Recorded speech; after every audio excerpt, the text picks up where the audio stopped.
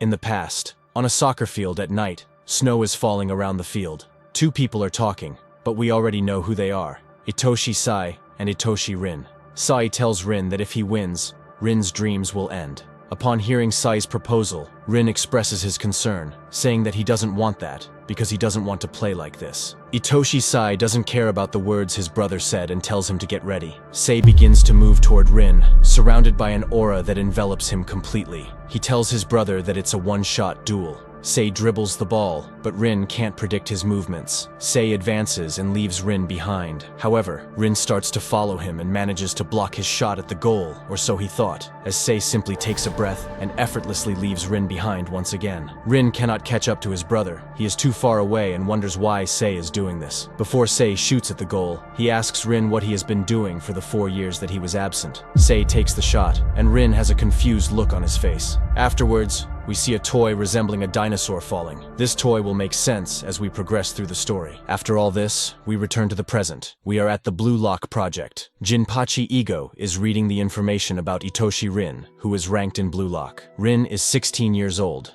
a first-year high school student. His height is 186 centimeters. His dominant leg is the right one. Ego receives a call from the Japanese Football Union. The man tells Ego that he is grateful. Thanks to Itoshi Sai's interest in Blue Lock, the press is going wild, and the tickets have sold out. A big match generates a lot of money, which will help cover Ego's deficit. Ego asks the man if he has finished speaking. Upon hearing what Ego said, the man asks if he thinks that a disconnected group of strikers can defeat the U-20 national team. Ego simply smiles and tells him that Blue Lock exists to transform Japanese football. We are at the third selection, where all the strikers, including our protagonist Isagi Yoichi, are present. Ego tells his rough diamonds that out of 300 young strikers in the country, they have passed the tough test. The remaining 35 will compete to become the #1 egoist in the world. The match will take place in 3 weeks. Their opponent will be the U-20 Japan national team, captained by Sai Itoshi. If they win, they will earn the right to represent Japan. But if they lose, it will be the end of Blue Lock. Isagi was a complete unknown until a few months ago. He was chosen to come to Blue Lock, learned more about Ego, and went through hell to get here. If he wins, he could represent Japan. But if they lose, his career as a footballer will fade away along with Blue Lock. This match against the U-20 is where he can completely change his life thanks to his qualities. Raichi, angry, tells Ego that he already knows this is his opportunity, but he asks how they will form the team since they are all strikers. Gagamaru also asks Ego if he plans to include some midfielders and defenders. Ego responds that yes, they have no choice but to play with an improvised team. Tokumitsu says that this is crazy. They will be facing real defenses. But Aryu, upon hearing this, says that he doesn't dislike this problem so much. Raichi tells him that this is not the time to be picky, but Ego tells them to shut up. Ego is going to announce the 6 names that will be part of the core of the team. The 6 best in Blue Lock, based on a thorough evaluation. The #1 is Itoshi Rin. Isagi expected Rin to be #1. The #2 is Ryusei Shido. Igarashi didn't know Shido was this good. Shido approaches Rin and tells him it's exciting that he is #2 and Rin is #1. The #3 is Tabito Karasu. #4 is Eita Otoya. #5 is Kenyu Yukimiya. Yukimiya says it's an honor. Only one more is left. Isagi wants to be part of the core players of the team that Ego is forming. The #6 is Sei Shironagi. Isagi is angry because he couldn't make it into the top 6. Yukimiya asks Ego why he is in 5th place. What is the difference between him and the first? Ego replies that it's simple. Of the 35 remaining, the only ones who scored against the World Quintet were Itoshi Rin and Ryusei Shido. The rest are based on the goals from the first test and evaluations against the World Quintet. And finally, his arbitrary decision. Ego asks if he is satisfied, calling him Mr. Elegant Model with glasses. Yes, Yukimiya is a model. Now the next selection begins. Those 6 will be divided into 3 teams grouped by ranking: Team A, Team B, and Team C. The other 29 players must decide whom to team up with. They will form teams of 5 by adding 3 players to those pairs. Each team will play a match of 5 players. Isagi understands what Ego means. He is looking for players that fit with the styles of the 6 best, excluding the 6 best. the 29 players will only have one chance to play. These tests determine who will play against the U20, so they have to prove their worth in a single match. But there's something else. One of them will play 2 matches. That will be the number 7, the finalist, Meguru Bachira. These guys have been playing alongside Isagi, and all of them are better than him. The 6 best go to a different room. This ranking only reflects their current position. Even the 6 best can fall if they don't perform well in the tests. Since the 6 best are not present, Ego has a message for the remaining 29. The key to passing the tests is reclamation and coexistence. Against the 6 best, their skill and goal-scoring ability must be reclaimed and coexisted with to be irreplaceable. And finally, they must dominate them. For the 29 players, the 6 best are not friends to play with. They are steps. They must step over them. For Isagi to play in that match that will lead to his desired future, he must enter the team. It's time for them to choose, to select their optimal companions that will determine their future. We are in the cafeteria, where some of Team Z are present. Igaguri is eating like a king. He is very happy because he can finally enjoy a buffet. Raichi says that Team Z couldn't gather together. They feel embarrassed that Naruhaya, the traitor Kuon, the womanizer Imamura, Lemon the goalkeeper, and Kunigami aren't there. Bachira didn't expect Kunigami to be eliminated because he was very good. Igarashi says it was Shido who took Kunigami out of Blue Lock. Chigiri agrees, saying that's how Blue Lock is. If they lose against the U20, everything will disappear. They can't be worrying about others. Raichi asks if they have already decided with whom they will partner up. Igarashi will go to Team A since he teamed up with Shido. Gagamaru is deciding between Team B or C. Bachira will decide by drawing lots. Besides, he can play 2 matches. It seems that the one who had the most success from the old Team Z was Bachira. Chigiri still hasn't made up his mind. Bachira tells Isagi that he will be in either Team A or C, Rin or Nagi. If Isagi wants a chemical reaction with his weapon, Team C will let him combine with Nagi. But if he wants to take a risk with a potential he hasn't unlocked yet, he will go to Team A with Rin. We are in the VIP room, where the 6 best players are gathered. Yukimiya tells Nagi, who is excited, that he is curious about who they will form a team with. Then Shido enters and greets them. He tells the number 1 to get along. Shido tells Rin not to ignore him, since they are now teammates. Afterwards, he asks Rin if he likes explosions. Rin responds that he's not interested, and tells him to get lost, calling him spiky hair. These words anger Shido, who kicks at Rin, but Rin dodges, and they start to fight. Karasu tells Otoya and Yukimiya not to stop them, as it will benefit them if they eliminate each other. Rin tells Shido that if he interferes with his style, he will beat him up. Shido replies that he hasn't come here just to play football. It's a biological necessity. Ego interrupts them and tells them to calm down. Ego tells them they are the elite of Blue Lock. Each duo represents the best pairing of strikers he can think of for playing with an experimental, super offensive style. They have to create new patterns of attack that they cannot create alone. They need to think of each other as tools to become the best in the world. And they must not let anyone take their place for anything in the world. They are at the top of Blue Lock. They must not forget that the football they create will be the sword that destroys Japanese football. Ego wants to see how they challenge each other. Isagi is still struggling. Coexistence is about his chemical reactions with the 6 best, and reclamation is about not letting them walk all over him. He has to figure out what that means, and show results in a single match. This selection still doesn't understand it. Baro was also in the bathroom. He tells Isagi that he is pathetic for doubting himself. Baro will go wherever, just not Team C with Mr. Annoying. Playing with a familiar face won't help him grow, and wherever he goes, he will be alone. He will be the king, that's all. Isagi tells him that what Baro said was great. Baro asks why he is not among the 6 best. This annoys him since Isagi is the person he wants to crush. He warns him not to let himself be crushed here, calling him incompetent. Isagi agrees and apologizes. Nico is also in the bathroom, and neither he nor Isagi have chosen a team yet. Although Ego wants to measure their competitive spirit, he actually believes he is testing them to see how they fit in with the best. Nico will choose anyone who allows him to continue with his style. He is tired of being a supporting player. Isagi taught him that the role of the protagonist is stolen, and, by the way, Isagi has to leave because Nico doesn't like being seen washing his forehead. Isagi has no idea how that could embarrass him. But well, let's move on. Isagi is sitting in a room, knowing it won't be easy to prove his worth on a team with Rin. He might get overshadowed and be unable to do anything. Therefore, he should team up with Nagi.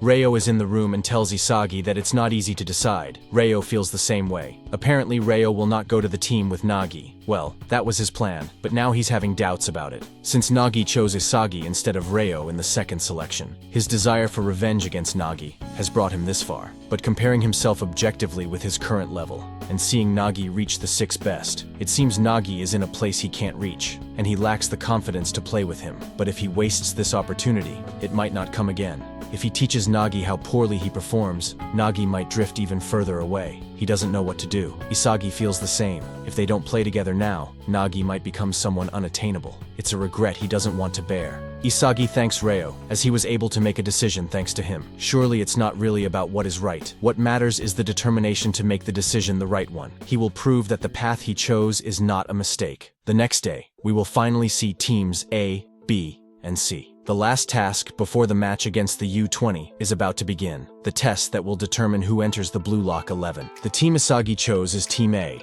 and the person he wants to have close is Rin. Bachira also chose Team A. Baru, Raichi, Nico, and Chigiri are on the same team. In Nagi's team are Zantetsu, Gagamaru, and Reo. In the end, Reo decided to go with Nagi. It is vital that Isagi fits in well and demonstrates that he is ready for this. And after this battle, the match against the U-20 of Japan will come. Isagi will prove that he will be the best striker in the world. After this, we see the special advisor from the Japanese Football Union, Baratsuta Hiroshi, and the manager of the U-20, Hoichi Seiji. Hiroshi tells the manager that he must not allow unknowns to take over Japanese football. The manager responds not to worry, as Blue Lock is nothing but idealists. The U-20 selection is under his control. Hiroshi laughs and tells the captain of the U-20 that he trusts him. The captain nods, assuring that the U-20 will face Blue Lock.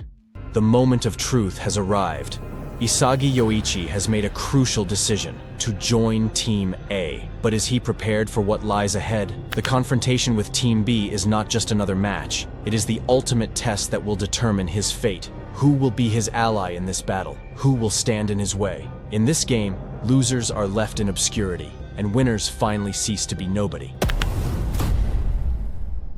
A total of 5 matches will be played. There will be intervals of 6 hours between matches. To ensure fairness, they are prohibited from watching other matches. First match, A against B. They will announce 3 members at random. First, from Team A, Nijiro Nanase. The second is Yo Hiyori, and the third is Yoichi Isagi. Isagi, visibly nervous, wonders if he will really play in the first match. Now they will announce 3 players from Team B. Upon seeing this, Isagi wonders who he will have to face. The first is Kyohei Shiguma. The second is Kairi Saramadara. Raichi, with a look of disappointment, comments that those 2 players seem dominant. I agree with Gagamaru that one of them is like a golem, and the other, a predator. And finally, the third is Hyoma Chigiri. Isagi says that facing Chigiri will be uncomfortable since they know each other very well. The players from both teams will have to put on their vests and enter the field. Before entering, Isagi thinks about focusing on standing out within the team. In these trials, even teammates are rivals. Nanase says he's on fire. Isagi doesn't understand what he means, and Nanase clarifies that if they shine here, they will play against the sub-20. Finally, the moment has arrived. Isagi still doesn't understand, so Nanase apologizes, explaining that, instead, the word "on fire" is an expression used when someone is very excited. Nanase is a first-year student, while Isagi Yoichi is a second year, so Nanase considers Isagi as his senior. He feels excited about the opportunity to play alongside him. Hiyori joins the conversation, commenting that he is also a second year, and that it's a pleasure to meet them. Isagi asks if that accent is from Kansai, to which Hiyori responds that yes, he's from Kyoto. Nanase mentions that people there are very gentle. Isagi asks if he meant that they are elegant. Hiyori thinks Nanase is funny, and the 3 begin to laugh. Isagi wonders what this feeling of unity is. It's something new for him, as he remembers the players he has played with so far. They have been very wild. But it's not just Isagi who feels this way. Hiyori and Nanase do as well. They feel more at ease talking among themselves, creating a benevolent atmosphere. Nanase says that from now on, they will play without grudges. Hiyori accurately points out that they are playing for their lives in this match. Isagi asserts that the 3 of them must give their all with what they have learned so far. Isagi, Hiyori, and Nanase enter the field. Shido, with his usual smile, says that the week passes passers have arrived. Rin wonders what Isagi is doing here. Hiyori asks Isagi if they know each other, and he responds that yes, they were teammates. Nanase greets Rin, but he ignores the greeting. Isagi tells Nanase not to mind him, as Rin is like that. Meanwhile, we see Team B. Karasu orders the 3 passers to take care of the defense. Otoya says that it's true. That has already been decided. A player named Saramadara Kairu says that it will depend on how the waves come. Isagi remembers that the key to overcoming the trial is reclamation and coexistence. Isagi thinks that giving it his all in this match is an indispensable condition. The first team to score 5 goals will emerge victorious. In an exciting clash of 5 against 5, the first confrontation of Team A against Team B begins. With a challenging smile, Shido declares that it's time to explode, but Rin, unfazed, responds by telling him to shut up, calling him pink antennas, and urges him to keep up. The match begins, and Isagi, fully concentrated, analyzes that the most essential thing is to shine on the field. His first challenge will be to face the dazzling offensives of Rin and Shido.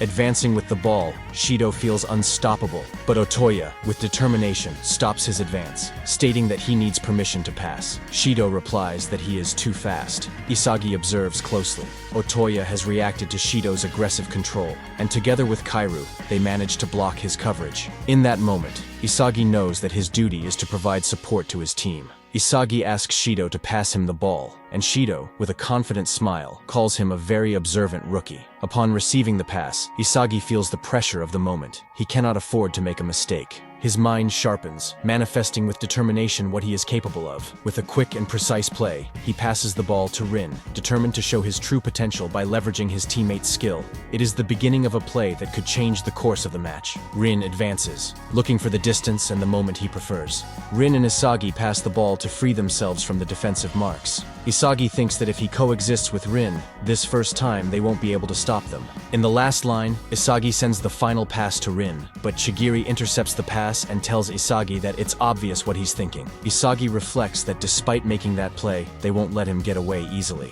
The ball falls from above, and Kairu tries to cut that wave, clearing the ball from the area. However, Shido takes a step forward, getting away from the defenders. With eyes thirsting for victory, he exclaims that the ball is his. Isagi, confused, wonders what Shido is doing on his side of the field. But even if he manages to catch the rebound, the pressure from the defense will surround him, and he can anticipate what will happen. Isagi decides to coordinate with Shido. If Shido holds the ball and passes it to him, he will be in the perfect place to take advantage of the play. Shido lifts the ball, and his eyes transform into vertical pupils, like those of a predator. The atmosphere becomes charged with tension, a palpable sense of danger. Shido rises into the air and makes a precise strike with his heel, sending the ball into the back of the net. Goal for Team A. The score is now 1-0. Isagi cannot believe what he has just witnessed. He wonders how Shido could score in that way. With a challenging smile, Shido says that all his cells are focused on the sole mission of scoring goals. Isagi realizes that this superhuman physique is the same one that sank Kunigami. This is how the number 2, Ryusei Shido, plays. Karasu observes analytically. Regarding defense and play creation, he knows that Shido is second-rate, but his body is made for scoring goals. Now aware of the capabilities of the one with the antennas, Karasu prepares to maximize his talent. The match resumes. It's Team B's turn. Isagi feels that he still hasn't had the opportunity to shine, and aims to steal the ball to try again. Karasu controls the sphere, looking for whom to pass to. Isagi notices that the ball is a bit away from Karasu's body and sees an opportunity to intercept it. However, Karasu skillfully moves the ball, leaving Isagi completely out of position. Frustrated, Isagi thinks that Karasu provoked him on purpose. Karasu, unfazed, calls him fool, and tells him that he only plays when victory is assured. I go for the weak points, not the strong ones. That gives me better odds. That's the golden rule in any competition. Karasu targets Isagi, declaring him the weak point of Team A. Synergy with special players can make you stand out, but by yourself, you are nothing but mediocre. Karasu is determined to crush Team A, starting with Isagi. Shido approaches Isagi and Karasu, asking if he can join the conversation. Karasu, with a mocking smile, replies that if they don't stop him, he will open the wound even further. Isagi thinks that the two of them could steal the ball. Without wasting any time, Karasu begins to dribble masterfully, feinting in a way that puts Shido and Isagi on edge. Isagi, observing Karasu's skill, realizes that he has forced them to move their center of gravity. He is the true king of feints. This is how the number 3, Tabito Karasu, plays. With a nimble movement, Karasu leaves Isagi and Shido behind, shoots, and scores for Team B, equalizing the score to 1. Karasu doesn't miss the chance to taunt, calling Isagi a clown, and promising to hit him where it hurts the most until he becomes lethal. Isagi, feeling the weight of those words, acknowledges that Karasu is a truly dangerous rival. Shido praises Karasu, acknowledging that he made a brilliant play. Hiyori, impressed, nicknames him Tabito Karasu, the assassin. He explains that if Karasu identifies a weak point in his opponent thanks to his analytical ability, he won't stop until he completely shatters that player. He tells Isagi that he is in Karasu's crosshairs. Isagi tells Hiyori that he knows him very well. Hiyori responds that yes, as they played on the same youth team. Hiyori can only tell Isagi one thing: he will attack his weak point, so he has to play to his strengths. Isagi thinks that Hiyori is right. Isagi cannot overcome a weak point in a match. He wonders what he can excel at. Spatial awareness, off-the-ball plays, the direct shot. He has to take a risk with that. Shido observes with interest and says that this is getting exciting. Rin, however, is skeptical. The game resumes, and Shido encourages Isagi to try again. Isagi receives a pass from Shido and formulates a plan. He and Rin will displace Team B, allowing Shido to score. Just as he expected, Karasu lunges toward him, closing in quickly and running alongside him, blocking all his passing options. Isagi is forced to push a path toward Rin, but Karasu completely blocks his vision. Using his body, he interferes with ball control. Karasu tells Isagi that he is mediocre in one-on-one duels, to which Isagi responds that this isn't the first time something like this has happened to him. Karasu calculates the distance to his opponent and blocks each of his movements. The essence of his game lies in controlling space with precision. Meanwhile, Karasu warns Isagi that he is hurting his team. Along with Nanase and Shido, Isagi tries to mark Karasu, but he notices some stealthy footsteps, like those of a ninja. Otoya moves cleverly behind Hiyori and Rin, positioning himself for a pass from Karasu. Hiyori, noticing the movement, warns Rin, but it's already too late. Rin wonders since when he got behind him. Hiyori deduces that Karasu lured them in with his ball, and that Otoya is going to score from his shadow. They nickname him the Ninja, the shadowy striker. That's how the number 4, Otoya, plays. With a precise shot, he manages to score a goal, bringing the score to 1-2. Hiyori exclaims that Otoya definitely descends from ninjas, while Shido comments that he has incredible skill. Karasu calls Otoya a clown, telling him that he arrived a second late, while Otoya tells him to shut up. He tells Karasu that he has to join his movements. These two are devastating together. Hiyori tells Isagi that since they won the second selection together, they must be among the best duos in Blue Lock. Rin passes the ball to Hiyori, and together they execute a wall pass, replicating the brilliant strategy that Rin had performed earlier with Isagi. Hiyori showcases his skill with some spectacular passes. Although Otoya manages to block the genius's brother's shot, there's more at stake. Shido, eager, asks Rin to pass him the ball, but Chigiri rushes in to block that option. However, Rin is alert and sees beyond the play. In the goal, he discovers an opening. Without hesitation, he shoots with precision and scores a goal. The score is now 2-2. Everyone is stunned, not understanding how it happened. Isagi reflects, recognizing that Rin had used Shido's movement to kick at the moment when the goalkeeper couldn't see him. It was a blind shot, a masterful play that surprised everyone. Karasu says that Rin Itoshi is on another level. Isagi takes this badly, as he isn't even part of the match. Karasu neutralizes him if he is alone, and Rin and Shido can score goals without Isagi. With this pass, they will finish the match without Isagi doing anything. Isagi wonders how he can leave his mark on this match. Chigiri thinks the same as Isagi, removing the top 6. In this match, no one stands out, including Chigiri. To the top 6, they are just pawns that can be replaced. But if they try to force their presence, they are used as bait. However, Chigiri doesn't have to worry about the circumstances. He will focus on what he can do. The game resumes, and Karasu challenges the number 2 to take the ball from him. Meanwhile, Chigiri will try to position himself between them. He won't receive any passes if he isn't faster than Otoya. Chigiri won't go to the center, where everyone is. He will sprint down the right flank. Chigiri faces Isagi. Chigiri's legs roar as he runs through an open space. Isagi, seeing Chigiri's flash of speed, thinks about taking him down if necessary, but it's already too late. Chigiri has reached his maximum speed.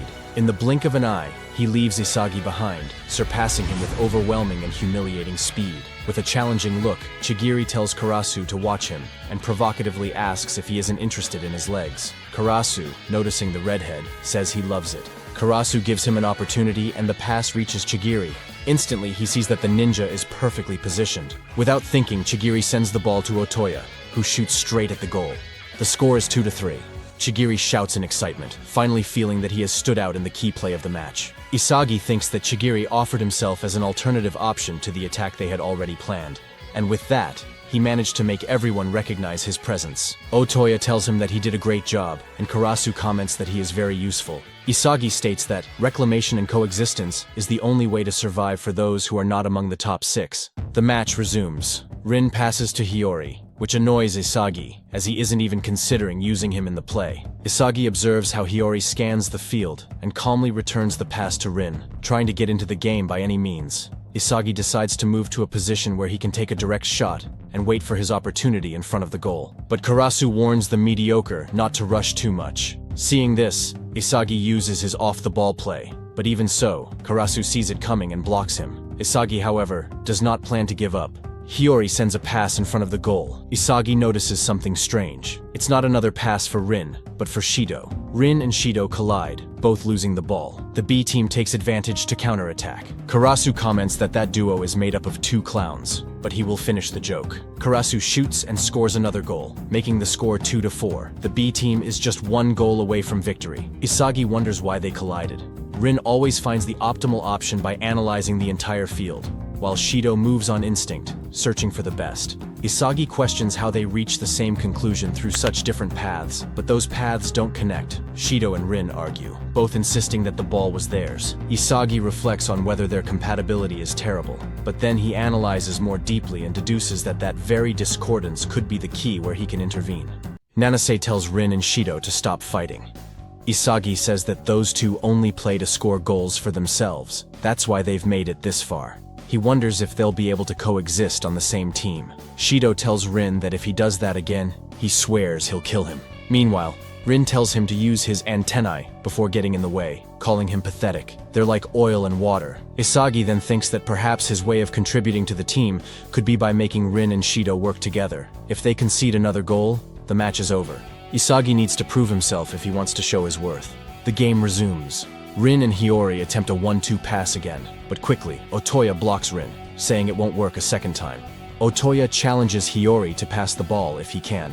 Otoya has complicated Hiyori's play. Isagi runs behind Otoya and Rin, telling Hiyori to use him. But Karasu, the crow, says to the mediocre player that he's running to a good spot. However, he won't let him escape.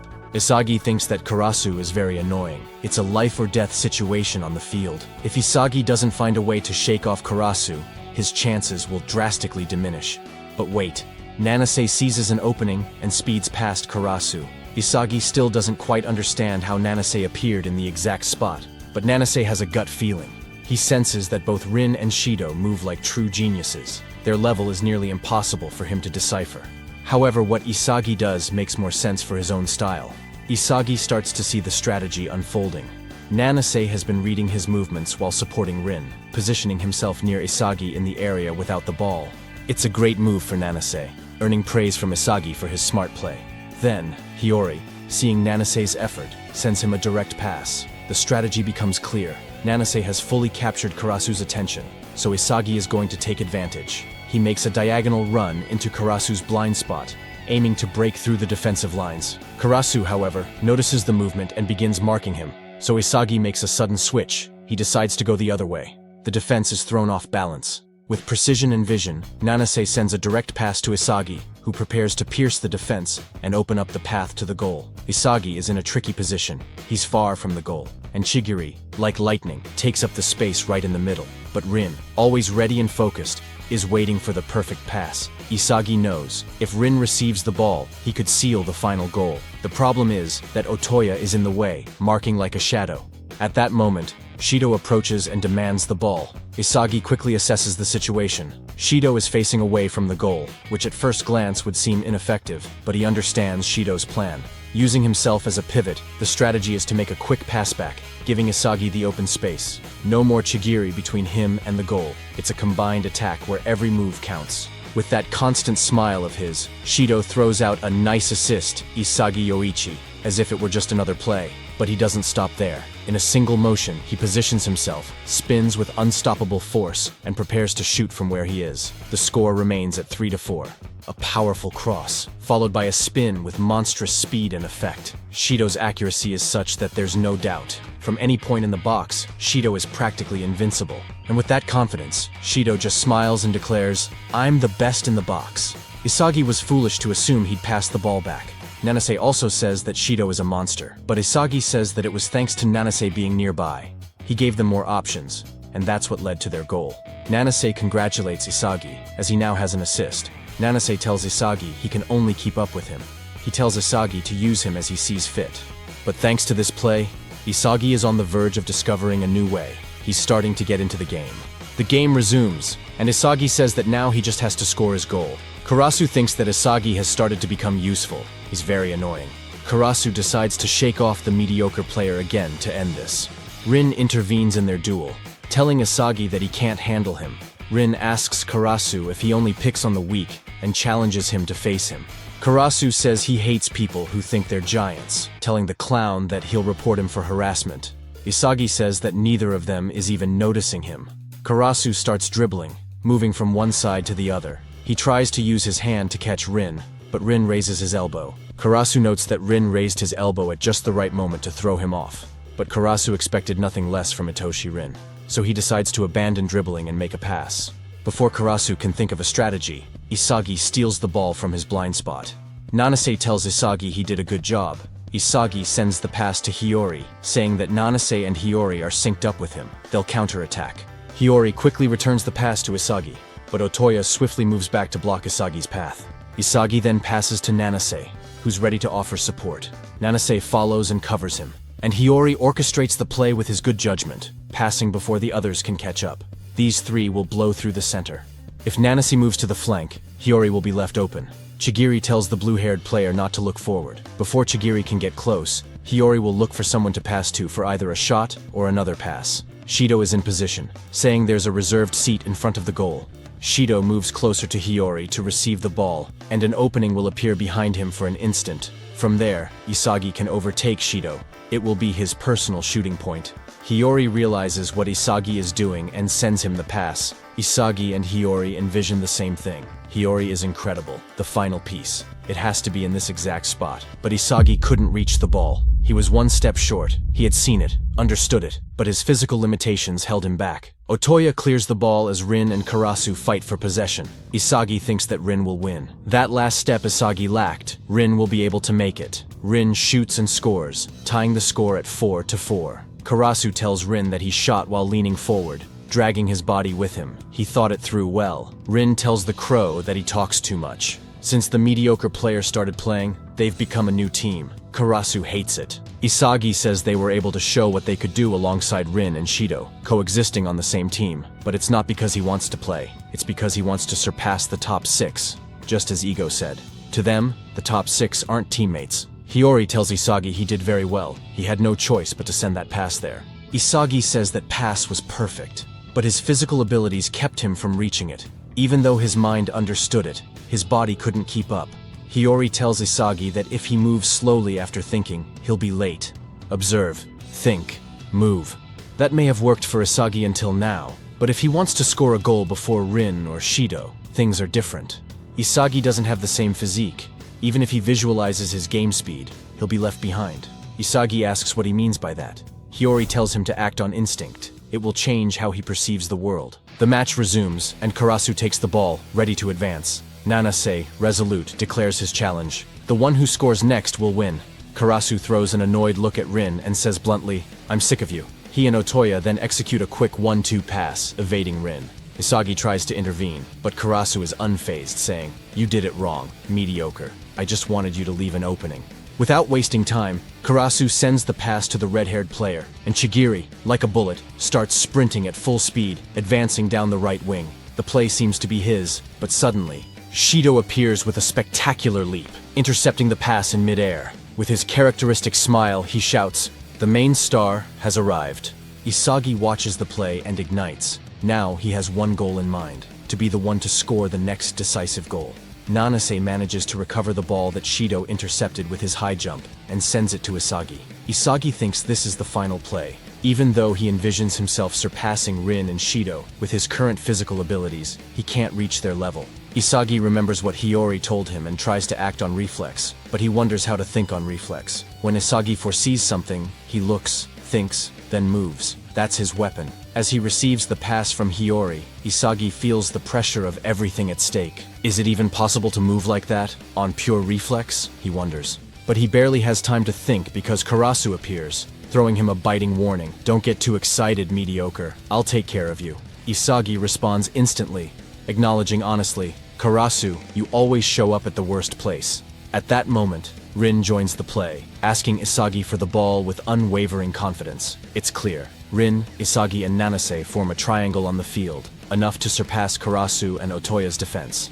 The strategy kicks in immediately. Nanase passes to Rin, who immediately returns the ball to Isagi, ordering, pick up the pace. The three move forward with a sequence of quick, tight passes, maintaining perfect control. Behind them, Hiyori positions himself in a key spot, ready to cut in from the left and deliver a lethal blow. However, Chigiri blocks his path. Chigiri tells the blue-haired player that he won't pass so easily. Hiyori prepares to send a cross, and the race toward the goal begins. Rin and Shido are already in motion, ready to dominate the scramble in front of the goal. Whoever takes control in this situation will score the goal. Isagi knows that if he follows them, he won't make it in time. He has to get ahead, but where? Behind Shido? Into Rin's blind spot? Frustration fills him. How has he not seen the answer?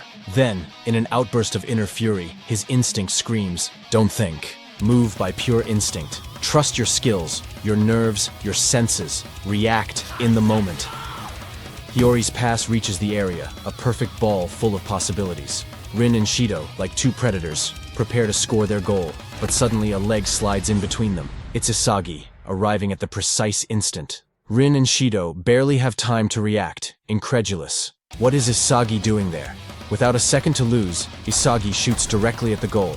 The ball crosses the line, and the scoreboard changes, 5-4, and Team A takes the victory. Nanase jumps on top of Isagi, asking how he scored that goal. Isagi says he doesn't know. He only knows that he just moved on reflex like Hiyori said. Shido tells Isagi that he did very well, noting that his cells are sparking. He thinks he's going to like his explosions. Rin says that not even Isagi knows how he did it. He took it purely by luck. Rin says that Isagi makes him nervous. Isagi doesn't know how he did it, but he surpassed Rin and Shido. Ego comments that Isagi was absorbed in a challenging concentration, a flow state. He placed a foot in the mechanism that creates miracles. On the other side, we're at the drawing lots, and the third member of Team C is Mikage Reo. Reo says that he finally gets to compete alongside Nagi again.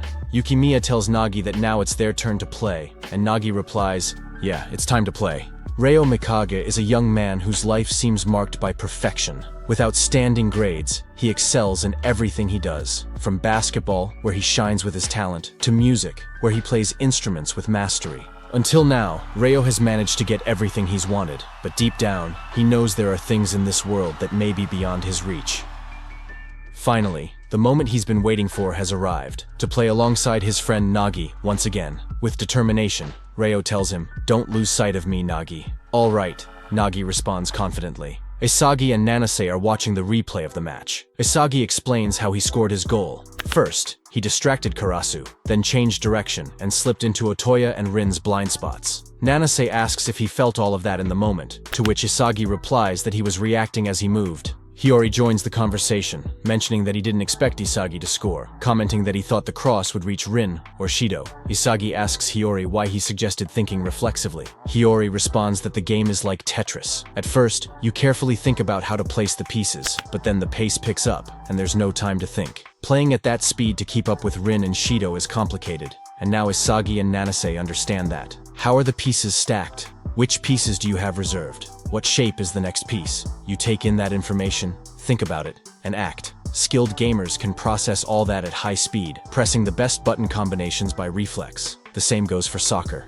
Isagi now realizes that if he had played as usual, he would have been too slow. Thanks to his focus, he was able to process what was happening on the field and get himself into position to shoot. Nanase points out that this isn't a new skill, but rather an upgrade, like the transition from 4 GB to 5 GB in cell phones. Isagi realizes that everything aligned for him in the match. He thanks Hiyori and Nanase, who also reflect on their own experiences. Nanase praises Hiyori for his performance, and Hiyori, being modest, says that everyone did their best. Isagi nods with conviction, having no regrets about his performance on the field. Satisfied, Nanase also acknowledges that he gave his all, and now they just have to wait for the results. Before ending the conversation, he congratulates Hiyori and Isagi for their teamwork. Isagi reflects on a new sensation he experienced during the match, an intuitive skill he hasn't yet mastered, but he believes that if he can reproduce it, his potential will grow. This thought gives him renewed determination to face the next challenge. The second match is about to begin. Team A, made up of the second-ranked players, will face Team C, composed of the first-ranked players. The match begins. Reo feels he has improved since Nagi chose other players, but he's still behind him. Reo is determined to prove that he's the only one who should be by Nagi's side. Igaguri notices that Reo is faster now, while Aryu declares that the number 10 is his. Reo can anticipate Nagi's movements and the type of pass he wants. Nagi mentions it's a good pass, but the tallest youth player, Ishikari, intercepts the ball, warning Nagi not to get too confident as the pass was low. The ball falls at Itoshi Rin's feet. Shido tells Rin it's time for the counterattack and asks him to pass the ball, but Rin ignores him, which angers Shido. Igaguri tells Rin to use him, noting that people call him a useless monk. He feels excited because the pass came from the top-ranked player in Blue Lock, and he thinks of making a great counterattack alongside number 1. However, Reo blocks Igaguri's advance, warning him that he'll turn him into a useless monk. Igaguri realizes Reo won't make it easy for him. The goal is far away, and he's at a crossroads. He needs to make an assist, but he wonders to whom he should pass the ball and which genius he should follow. It's a crucial moment that could define his destiny. Amid the uncertainty, Shido, filled with rage, yells at Igaguri, questioning if he really wants him to smash his head in. Frightened, Igaguri reacts involuntarily and passes the ball to Shido. Shido, calling Gagamaru top knot, positions himself behind him. Gagamaru, alert, wonders if the antennae guy can get behind him but manages to intercept the pass with a perfect stretch, impressing Shido. Igaguri asks Gagamaru not to get in their way, and the ball reaches number 5, Kenyu Yukimiya. Determined, Yukimiya charges toward Rin Itoshi. With great skill, he performs a dazzling dribble and leaves Rin behind with ease. Reo, astonished, remarks that it was an outside step over, highlighting Yukimiya's explosive speed, as if he's treating the number 1 like a child. Yukimiya confidently states, "Football is played one-on-one, basically. And in those duels, I know there's no one better than me on this field." Impressed, Shido challenges him to try that against him. Despite appearances, Yukimiya's speed and physique are his key strengths, while Bachira outdoes his opponents with technique and creativity. Yukimiya also taunts Shido, leaving him behind with his speed and dribbling skills. This guy is forging his path with strength and speed. This is Kenyu Yukimiya, number 5, Emperor of One-on-Ones. Igaguri and Ishikari block Yukimiya's advance. Yukimiya has no intention of using Reo's flank. Everything will be resolved if he scores. Reo says Yukimiya is going for a mid-range shot, but there's nowhere for him to send it. Yukimiya shoots and says he's a pacifist. The ball appears to be going out, but it has a strange trajectory, dipping and curving, a spinning shot. Aryu arrives in time to stop the shot. Yukimiya didn't realize there was another player nearby. But surprisingly, Nagi appears and controls Yukimiya's shot, commenting that the ball is quite heavy. Seeing that the number 6 controlled the ball, Yukimiya says he did a good job. Nagi scores, putting Team C in the lead with a score of 1-0. Reo thinks the best players are playing at an exaggerated level. This is no longer the Nagi he once knew. Nagi apologizes to Yukimiya for stealing the goal, and Reo acknowledges that even he wouldn't have been able to make such a powerful and precise shot. On the field, players aren't just coordinating. They're also improving each other by giving their best. Yukimiya praises Nagi's control, and Nagi, in turn, tells Yukimiya he made a good shot. Yukimiya tells Nagi he can call him Yuki.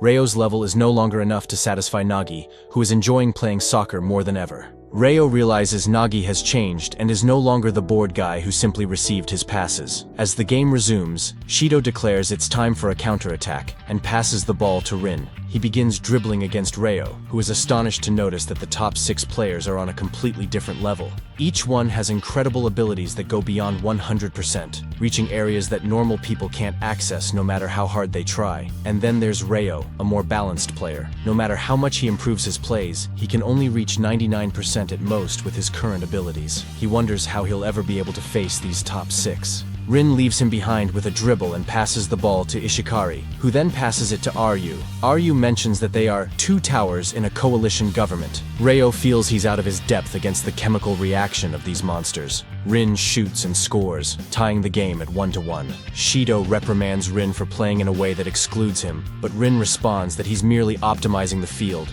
Ryo reflects on the character of the top players, describing them as hopeless fools. Nagi also feels frustrated by the level of his opponents and challenges them to try again. Ryo says that intensity is what makes them shine. Despite the possibility of losing and being sent home, he is determined to continue pursuing his dream. In a flashback, Ryo recalls a conversation with his parents, who told him he couldn't become a soccer player and should focus on a conventional career path. Go to a good university and be a good businessman. Forget it, Ryo. You were born to surpass me. Only a select few can be football players, and you won't be able to be one. We say this for your own good.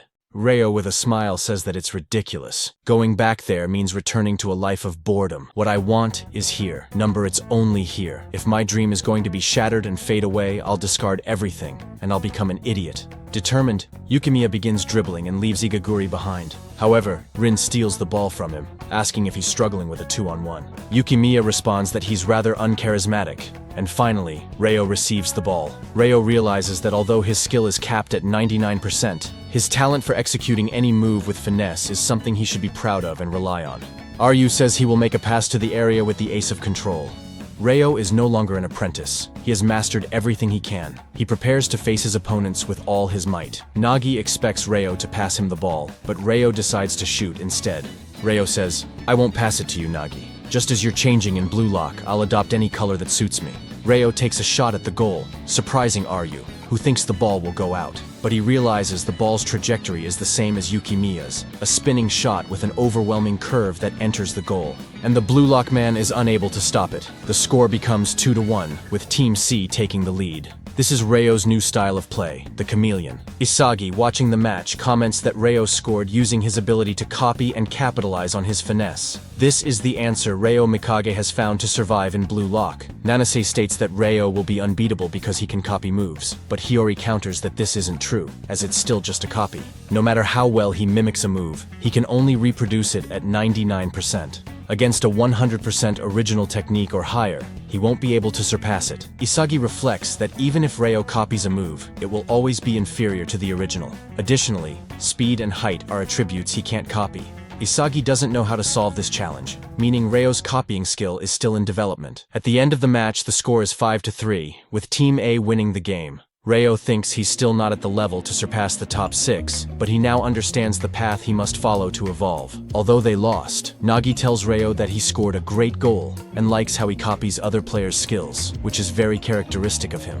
Ryo replies that it's not enough, and it's not the kind of soccer Nagi should be playing. Ryo asks him to underestimate him and wait, promising that he will become someone impossible to ignore. Nagi nods and leaves, while Ryo decides that he will achieve his goal at any cost. Elsewhere, Itoshi Sai arrives at the Japan Football Union meeting, where Hiroshi and Seiji thank him for attending. Sai asks his manager who the president and manager are, and upon finding out, he comments that it simplifies things. After watching a video of the U20 team, Itoshi Sai summarizes it as garbage, especially the forwards, whom he considers ineffective. He accepted the offer to play against Blue Lock, but if they play like a high school team, he won't do it. Before leaving, Hiroshi tells him that if he doesn't like the forwards, they can get him one. Sai, upon hearing this, then mentions that he wants to team up with a fool from Blue Lock. The A team won all their matches, with goals from Baro and Bachira.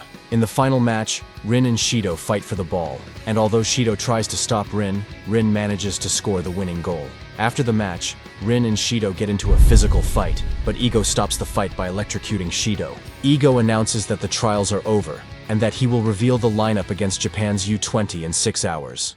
While reviewing his tablet, Henri asks if he has made a decision, to which Ego responds affirmatively, mentioning that some talents need to be discarded to win. At that moment, Ego receives an important call from Buratsuda. "We're with the Blue Lock boys, gathered and waiting for the announcement of the lineup for the match against the U20.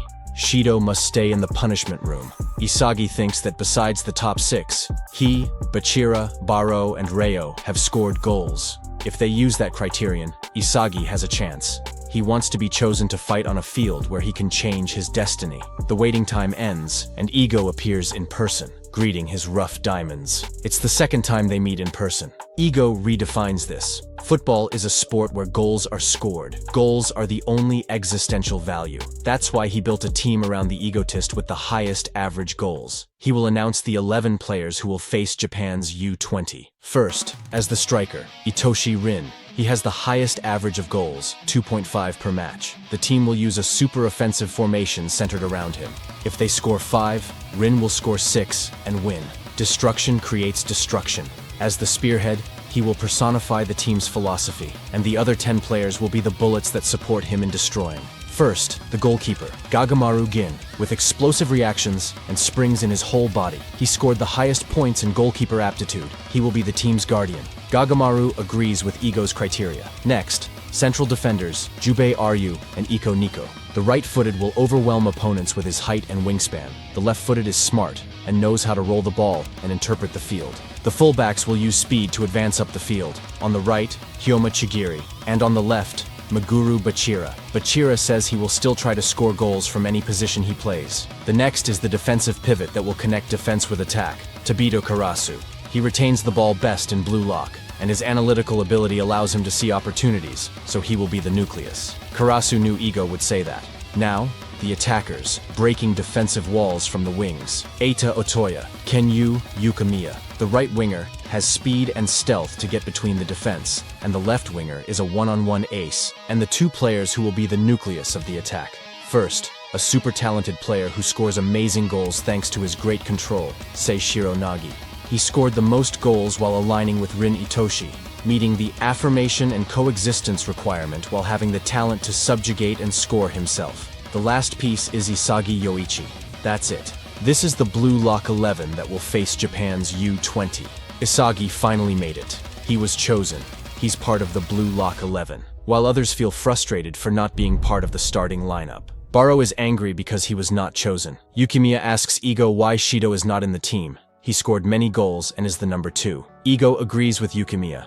Ryusei Shido had an average of 2 goals per match, but those goals were a result of his own skill. In the trials, he didn't create any chemical reaction with Rin Itoshi, and if expelled for violent behavior, it would leave them at a disadvantage. For these reasons, it was determined that he should not play with Rin Itoshi. Additionally, none of them can handle an egotist like Ryusei Shido, someone who uses his reasoning and goals to improve the level. Blue Lock doesn't have that kind of talent. Igarashi doesn't think anyone in Japan can handle someone like that, but Yukimiya says it would be a shame not to use his talent. Ego says Ryusei Shido will be the wild card to replace Rin Itoshi, or at least that was the plan. Yukimiya asks what changed. Ego responds that a few hours ago, he received a call from Buratsuda, from the Japanese Football Union.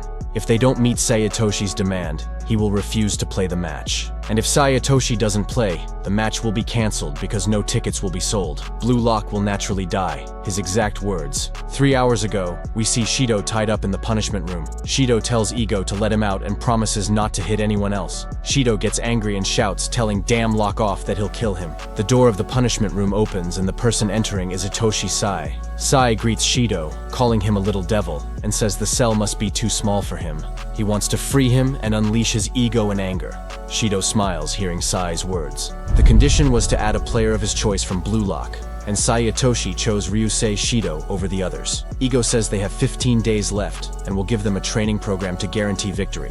From now on, failure will not be tolerated. Rin tells Four Eyes, Ego, that he's too soft. For Rin, this match is just another step to becoming the world's best striker. Bachira agrees with Rin, stating he bet his life when he came here. Karasu says that's not enough to scare him. The other Blue Lock boys are excited and eager to play against them. Ego tells the Blue Lock 11 that's the Ego he wanted to see. Isagi says his goal is not just to make the starting lineup. Blue Lock will win the match and go beyond to the world stage. The final training camp is about to begin. On the other side, in the U20 Training Center's meeting room, the manager says the match will be in 2 weeks, and Sae Itoshi, the U20 striker, will join the team for the first time. Sendo Shuto thinks Sae is an arrogant snob, but Sae isn't interested in them at all. He says such an opportunity won't happen again in their sad careers, and tells them not to bother him. Sendo, trying to assert his value, tells Itoshi Sae not to underestimate him, reminding him that while Sae is talked about abroad, it's only at the junior level,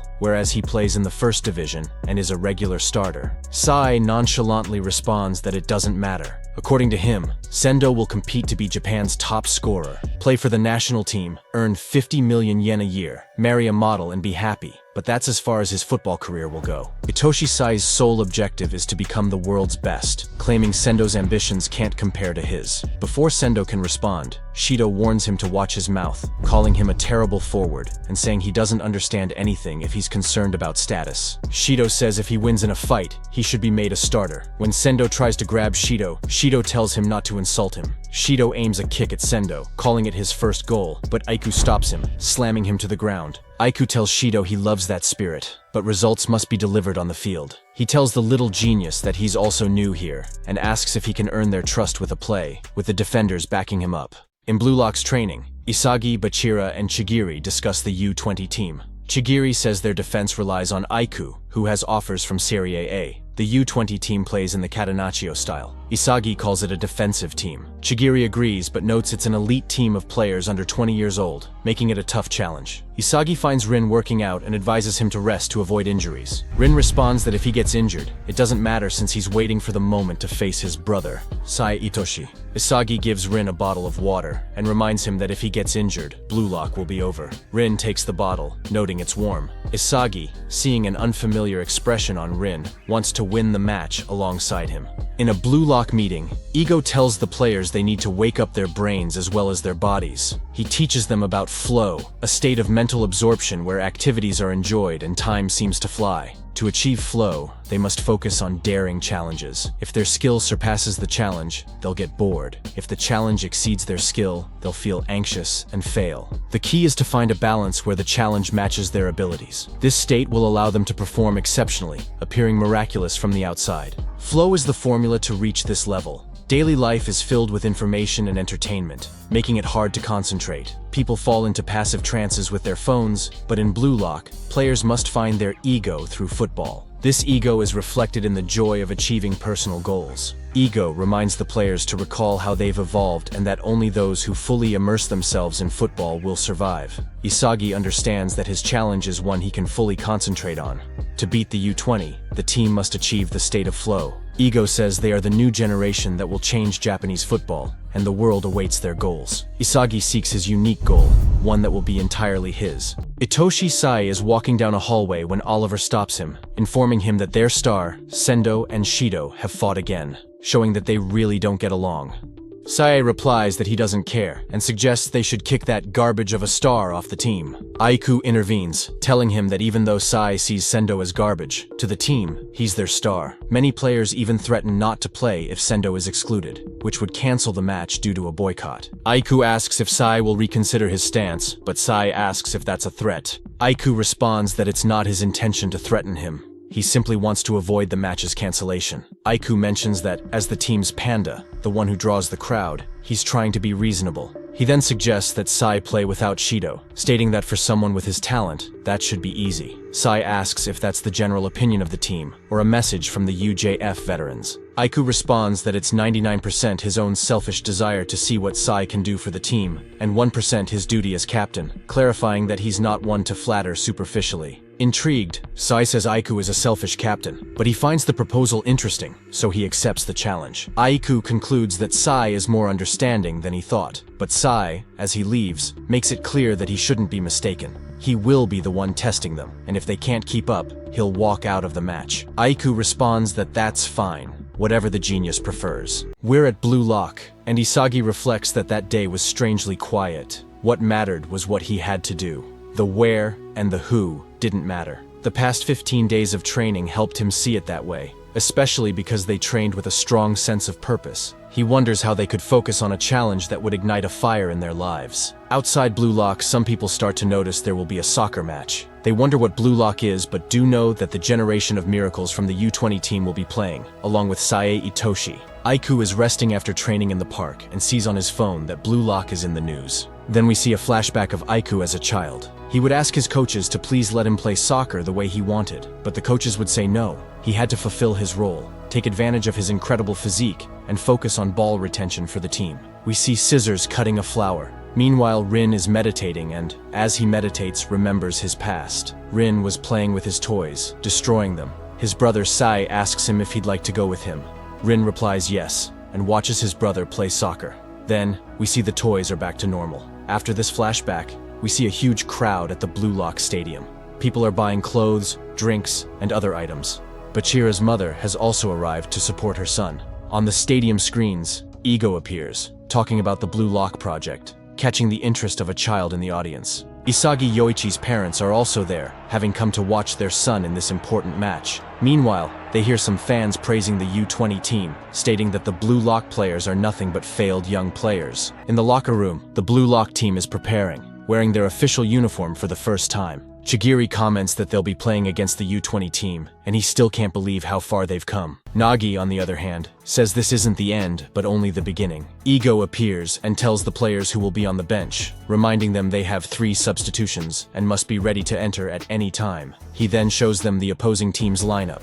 Raichi remarks that they're underestimating them by not including Shido in the team, and Hiyori suggests that it might be because he's considered incompatible too. Ego addresses his diamonds in the rough, saying the world doesn't know them yet, and asks if they don't think this is the perfect stage to make themselves known. He motivates them to change their fate in the next 90 minutes and to engrave their egos in the eyes of the world. Let's win. Blue Lock. Ego's words inspire the players, who feel motivated and ready for the match. After this, the Blue Lock players come face to face with the U20 team. Rin is face to face with Itoshi Sai, and everyone feels the thrill of the moment. Gagamaru comments to the U20 goalkeeper that this will be his first time guarding the net in a match like this. Aiku approaches Isagi Yoichi, informing him that Shido won't be playing today. He assures him that they won't let a single goal be scored and wishes the Blue Lock players luck. With all this, Blue Lock and the U20 selection enter the field, and the atmosphere is deafening. The announcer states that the whole country is watching this match, while the commentator mentions that Sai Itoshi will be one of the stars in today's game. Everyone is anxious to see this showdown, and the lineups of both teams are presented, with all eyes on Sai Itoshi. Isagi reflects on how far he's come, living an experience he could never have imagined before entering Blue Lock. He wonders how he'll play in front of such a large audience, but quickly tries to focus on himself and the battle ahead, ignoring others' opinions. Rin gives him a slap on the shoulder, and in a challenging tone calls him a coward, and asks if he's afraid. Isagi responds that what he feels is excitement. He thinks that with his goals, he could change the world. The whistle blows, and the game begins. Isagi analyzes that their main forwards are himself, Rin, and Nagi. The 3 will create the chances. Between them, they pass the ball. Everything is grounded in this triangle. In the meeting, Ego tells them that the base formation will be a 4-5-1 with Rin Itoshi at the tip. However, they have to assume it's a defensive formation. When attacking, the pivot, Tabito Karasu, will fall back and position himself between the center backs to create a back 3. Then the fullbacks will push up to compensate, forming a Nitro 3-6-1 shape with more players in the middle. It's a flexible formation for scoring from any part of the field, only possible thanks to their team of strikers, the super offensive system of Blue Lock. The defenders notice this. Before they reposition, Isagi sends the pass to the monster, who will face Hayate Haru. Bachira starts advancing at high speed, but he steps and pivots with the ball, moving at full speed. He manages to leave him behind without him reacting. The crowd is surprised. Bachira continues the play with passing options not for Nagi or Rin, but the one who can perfectly match his play and get past the defenses. Isagi Yoichi. Bachira loves his buddy. From the U20 on the field, they're going to tear him apart together, him and Isagi. Bachira passes the ball to him. Isagi thinks this will work. His style can shatter them, but suddenly, someone else is there. The U20 captain. Isagi wonders what he's doing there. Aiku, after rising, heads the ball away. Isagi can't believe it. Intuition, reaction, both. Aiku saw the players' positions, Isagi's speed, and where the ball was going. He must have seen it all and then reacted instantly. This is the U20 captain and their best defender, Oliver Aiku. Aiku tells Isagi that people compare forwards and defenders to thieves and cops, and while he's patrolling, the little thief won't be stealing any goals. Isagi loves this. He's found it. The person he wants to challenge is Oliver Aiku. He's the wall that will help him find his flow. The game resumes, and Isagi passes the ball to Rin. Isagi analyzes the situation, realizing that no matter how much they circulate the ball, as long as Aiku is patrolling, they won't be able to break through the center. They need to get behind him. The second option is to advance through the right wing, Otoya. However, he will face the defender wearing number 5, Darai Moroku. Darai remarks that the yin and yang of the field represent its two sides, the bright and the dark. There are those who stay in the light and receive the ball, and then there are the shadows lurking in the darkness, seeking lethal attacks. Otoya plans to use his skill to get past Darai, but quickly realizes that his opponent can predict all his movements. He simply can't get through. The ball returns to Isagi, who decides to shift gears. The left wing presents another option, the Emperor of One-on-One's Yukimiya. However, standing in his way is Neru Tepe. After a brief exchange of words, Yukimiya executes La Boba, a move popularized by Andres D'Alessandro. Yet, Neru manages to keep up with Yukimiya's speed, remarking that he's faster than the data suggests. Yukimiya thought he had passed him, but Neru proves to be a swift defender. Neru tells Yukimiya that he's not one of those carnivorous and aggressive defenders. He considers himself an herbivorous and agile defender. Neru matches Yukimiya's one-on-one challenge and successfully steals the ball from him. Immediately after, Nagi takes the loose ball, but he is quickly marked by a defender. This defender, Niu Kazuma, applies pressure with remarkable speed and an impressive physique, rendering Nagi unable to turn and initiate a play or even use his ball control. Niu declares that he loves being called Doberman. He is a guard dog, and his owner, Aiku, steps in to steal the ball. Isagi remarks that these defensive plays are top tier. This is the iron wall of the U-20 team. After this, Aiku surpasses Isagi and delivers a through pass to the U-20 team's offensive line. The ball is in play, and Itoshi Sai is the one to receive it. Aiku watches the play with growing interest, eager to witness the full potential of the genius in his debut. Meanwhile, Chigiri moves at full speed, keeping a keen eye on any potential counterattacks. As Bachira advances in the attack, Chigiri falls back to cover the defense, showcasing the flexibility of his gameplay. But Sai responds with a curved mid-speed pass spanning more than 50 meters. The ball reaches Cho Kento on the left flank, who immediately passes it to the right flank player, Kitsunezato Teru. Teru, in turn, returns the ball to Itoshi Sai. Karasu analyzes the situation. Sai is free in front of the box, in shooting position. This is an attack pattern that begins and ends with Sai, characteristic of the U-20 team's counterattacking Catenaccio style. Nico focuses on marking Sai, prioritizing preventing the shot and trying to buy time until Chigiri returns. The two seem to have him contained, but Sai has another move in mind. Taking advantage of a small gap between Chigiri and Nico's defensive coverage, Sai sends a lobbed pass to Sendo. Chigiri wonders how Sai can have such precise vision of the game. Sendo shoots towards the goal, but Gagamaru, with his super-reacting synapses, manages to block the shot, preventing the goal. Sai, anticipating the play, was already running toward the sideline before Gagamaru could stop the shot. From a very wide position, where an effective shot seems impossible, Sai surprises everyone. He doesn't cross the ball or pass, but takes a shot at goal. Even though Gagamaru stretches to the maximum, the shot is unstoppable and ends in a goal. The scoreboard opens 1-0 in favor of the U-20 team, thanks to Itoshi Sai. Isagi is astonished by Itoshi Sai's plays, wondering how Sai managed to strike the ball so powerfully from that angle. How many techniques did he use after that pass? He asks himself. The stadium erupts in cheers and applause following Sai's goal. The crowd is completely captivated. Isagi realizes that all eyes are on Sai, who is undeniably the star of the match, while he and the Blue Lock players are seen as the villains in this story, completely ignored. Rin, noticing the look on Isagi's face, speaks to him firmly. Don't sink. Don't focus on them. Look at me. Over the next 90 minutes, I'll turn those cheers into cries of despair. On the other hand, Sai's teammates praise him for his goal, but he rejects them and rebukes them. Sai tells them that he had 3 chances to shoot, but he decided to pass the ball to them, which was a waste of time and energy. He even insults Sendo, pointing out that he missed a chance that even a monkey could have scored. This frustrated him, so he ended up scoring himself. Aiku tries to ease the situation by saying the opposing goalkeeper did a good job, but Sai claims that the value of a striker is measured by their ability to score goals. If a striker scores fewer goals than a midfielder like him, they don't deserve to be called a striker. Aiku, somewhat surprised, tells him that's a bit harsh, and asks how many strikers there are in Japan. Sai responds that today's match will serve to find that out.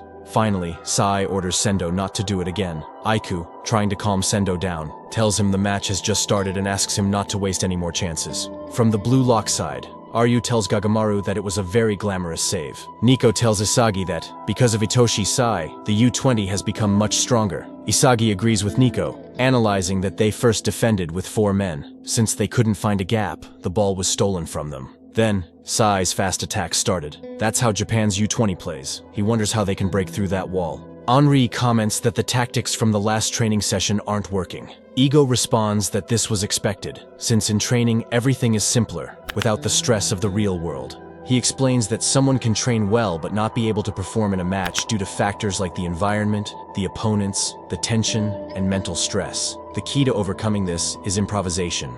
Henri, somewhat intrigued, asks if he doesn't plan to give them instructions. Ego confidently responds that they must have faith. He assures her that their egoists will know exactly what to do when the moment of truth comes. The match resumes, and Isagi focuses. He can't see the key piece to break the defense. These enemies are strong, with potential still to be discovered, but he knows what he must do: put aside the doubts and focus on his connection with Rin. He remembers that he can't lose sight of his teammate. Between the two defenders, Rin sends shorter passes to Isagi, adjusting the rhythm of the attack. Isagi focuses only on what Rin is doing, putting aside everything else to unleash his true power. Together, the two players don't let the defenders read them, moving with precision, constantly creating new passing options. Rin, in a brilliant move, makes a backheel pass that baffles the two defenders. The ball reaches Bachira, who watches with envy the perfect coordination between Isagi and Rin. Bachira realizes that the plan was always to let Rin and Isagi advance without obstacles. Isagi sees that Nagi has locked onto the two center backs, but now it's a 3 against 2. They have the advantage. They can score the goal. It's the moment for their egos to guide them. But Bachira, with a defiant vision, changes the plan. The pass isn't for Isagi or Nagi, but for the Avenger, Itoshi Rin. Ego, from outside the field, can't help but congratulate Rin for his improvisation. This is the awakening of Blue Lock, the first step towards victory. Rin finds himself at the edge of the goal, but in an unexpected twist, he moves even further to the side, adopting an almost impossible angle to score. He will use his weaker foot. Isagi knows what Rin is about to do. He is determined to imitate his brother's goal. Rin shoots with power, but the goalkeeper touches the ball just in time, deflecting it towards the post. The play continues with Yukimiya, but Neru stops him again, not allowing him to beat him in the one-on-one. Isagi quickly understands the play. While Yukimiya prepares to face Neru, Isagi moves into his angle, altering the defender's perspective and offering a passing option. This is what they call an interference attack. With the distraction achieved, Yukimiya evades Neru and thanks Isagi. He shoots at goal, but Aiku blocks it. The play remains alive, and defender Darai goes for the rebound, but the ninja steps in, as Darai loses sight of him. Isagi watches how Otoya reacts to the rebound, just like in training. It's all thanks to Rin's selfish improvisation that created this opportunity. Now, taking advantage of the defenders being out of position, it's the perfect moment to execute what they've learned. Otoya shoots, but defender Kazuma stops it. But there's still one last chance: Nagi. The two defenders try to intercept the shot, but Nagi, with the skill of a genius, brings the ball down with precision and lifts it, spinning in the air to prepare. The two defenders are left as spectators to Nagi's impressive ability, who, determined, exclaims, "Nice to meet you, Japan. I'm Nagi Seishiro." And with a lethal shot, he scores the equalizer, 1-1 on the scoreboard. A deathly silence fills the stadium at the incredible play, and even he wonders if his entrance was appropriate. But within seconds, the crowd erupts in a frenzy of excitement. Even those who weren't at the match could see the play thanks to the live broadcast. The defenders are left in shambles, and Aiku remarks that the players of Blue Lock only think about scoring goals. When all the pieces fall into place, this will be cataclysmic. Nagi celebrates, raising his fist in triumph. After the goal scored by Nagi, the commentators wonder if the Blue Lock project is successful. They are unsure who the hero of the match will be. Henri asks Ego why the team's attacks suddenly started to work effectively, considering that just a minute ago, they were struggling.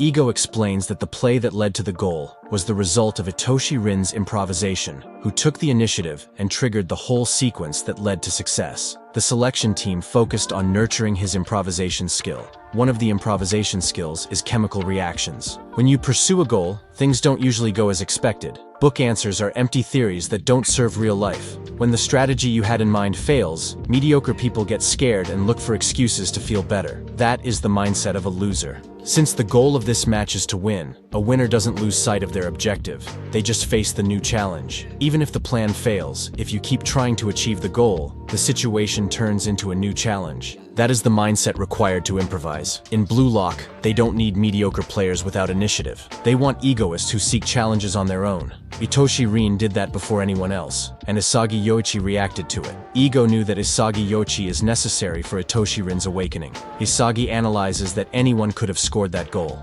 That's how good they are at shooting. But it was only possible because they broke the formation of the sub-20 and used their weapons just as they had practiced. And the one who gave them that opportunity was Rin, without a doubt. Those words Rin told Isagi, not to lose sight of him, helped him focus on his combination with Rin. Rin gave Isagi a new challenge. Isagi wants to cheer up Rin for the shot he missed, but Rin tells Isagi to shut up. If he missed the shot he took, then it's useless. When he was in the area with Rin after following him, he then followed his ego to let him score, telling him to keep going. Taking advantage and devouring each other has a purpose. That kind of twisted relationship is healthy for them. Their dynamic is what creates those innovative plays. They are a threat to the sub-20 team. The match resumes and it's the sub-20's turn to attack. Rin faces Sai, who tells him that it's already been half an hour of the first half, and that he hasn't even greeted him. Rin tries to take the ball from Sai, but he's having difficulties. Isagi wants to intervene in their confrontation, but Rin tells him not to interfere, as they're in a sibling fight. Sai uses his shoulder, and taking advantage of Rin's entry, he blocks and spins. Rin predicts Sai's move, and almost follows it in rhythm.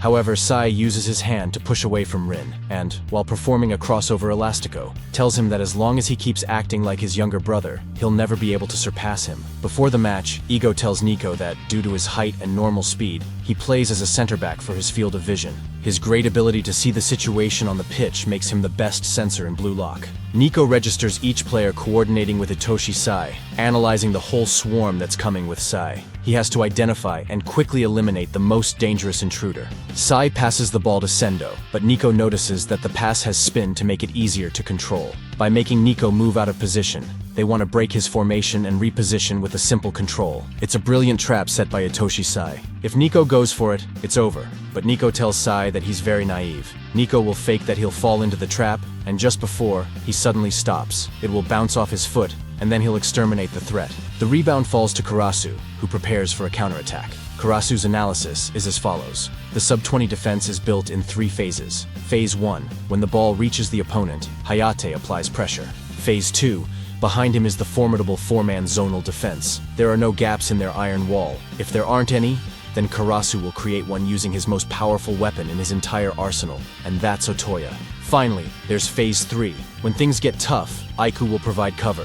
Aiku stops Otoya, but Otoya sends a pass to the fastest runner in all of Blue Lock, Chigiri Hyoma. Aiku may have the advantage when it comes to covering the entire pitch, but on the right wing, Chigiri has the goal within range. His speed will dominate everyone. Aiku cannot stop Chigiri's speed, as Chigiri sprints down the right wing at full speed, sees that Karasu positioned himself perfectly. Chigiri sends a pass to the assassin, and Karasu believes he can score from there, but to his surprise, Sai appears and blocks Karasu's shot. Sai anticipated Karasu's positioning perfectly. The rebound is collected by Itoshi Rin, but Aiku marks him, thinking that he underestimated everyone. He believed that Blue Lock was just a group of random Japanese players blindly following the coach's instructions. But he realizes that their only desire is to change their fate with their goals. They are bloodthirsty beasts. Isagi positions himself behind Aiku so he can play a wall pass with Rin, but Aiku predicts that Isagi is just a decoy. Aiku leaves his left leg open to allow a shot, while blocking Rin's right leg. With Rin's stance, Rin will be forced to shoot with his left leg, but Rin shoots at the goal with 3 fingers on his right leg. Everyone watches the trajectory of the shot. The goalkeeper is unable to stop it, and it ends in a goal. Aiku smiles, saying that the Blue Lock guys are incredible. They have new genes in the world of Japanese football. The crowd cheers with excitement for Rin's goal. Isagi is surprised by Rin's goal. This is Rin when he plays seriously. Rin tells the Blue Lock team that there are 5 minutes left, and it's time to use Plan B. Sai asks Sendo how many more times he's going to fail. The goals that aren't scored on one end are suffered on the other. They're losing because of Sendo. Sendo admits that he lost the ball, but tells Sai not to blame everything on him. Sai replies that he's not blaming him, but rather offering a legitimate criticism from someone who's been creating opportunities for him. He tells Sendo to score a goal. Then, he tells the sub-20 team that if they lose, Blue Lock will kick them out, though Sai doesn't really care. With Sai's words, The sub-20 team feels the pressure of the game and knows they have to go all out. The game resumes, and now the sub-20 sends more players forward. With Sai at the core, they use short passes to advance. They are more desperate than before. However, the Blue Lock team also changes their tactics. To maintain their advantage in these final 5 minutes, they'll leave Nagi as the forward at the top, while the rest of the team drops back to defend. This is their plan B, designed so that a team made up only of forwards can win. Nico marks Cho, who receives the ball, and Gagamaru thanks Nico's entry, as it closed the shooting angle. Thanks to that, Gagamaru can predict the shot as Nico did. Gagamaru manages to save it, but the ball stays in play. The rebound is controlled by Itoshi Sai, who, despite being surrounded by Bachira and Isagi in a sandwich, manages to rise with the ball and pass between them. Sai sends a pass toward Sendo, but Rin, who's behind him, questions in his mind if someone who calls himself the best in the world really makes passes of that quality. Immediately after, Rin clears the ball. Sai, noticing Rin's action, comments, "How annoying, little brother." And before the ball touches the ground, he shoots it with precision toward the goal. However, Ryu, declaring that it's his time to shine, manages to clear the shot. The 5 minutes come to an end, and the first half finishes. Everyone celebrates after successfully defending against the sub-20's attack. The first half ends with the Blue Lock team in the lead. Isagi's parents are happy with the performance their son has shown during the match. Also present is Bachira's mother, who supports her son from the stands. Isagi's parents and Bachira's mother meet, and she thanks them emotionally, mentioning that Isagi is playing soccer alongside her son. She comments that she has never seen Bachira so happy while playing.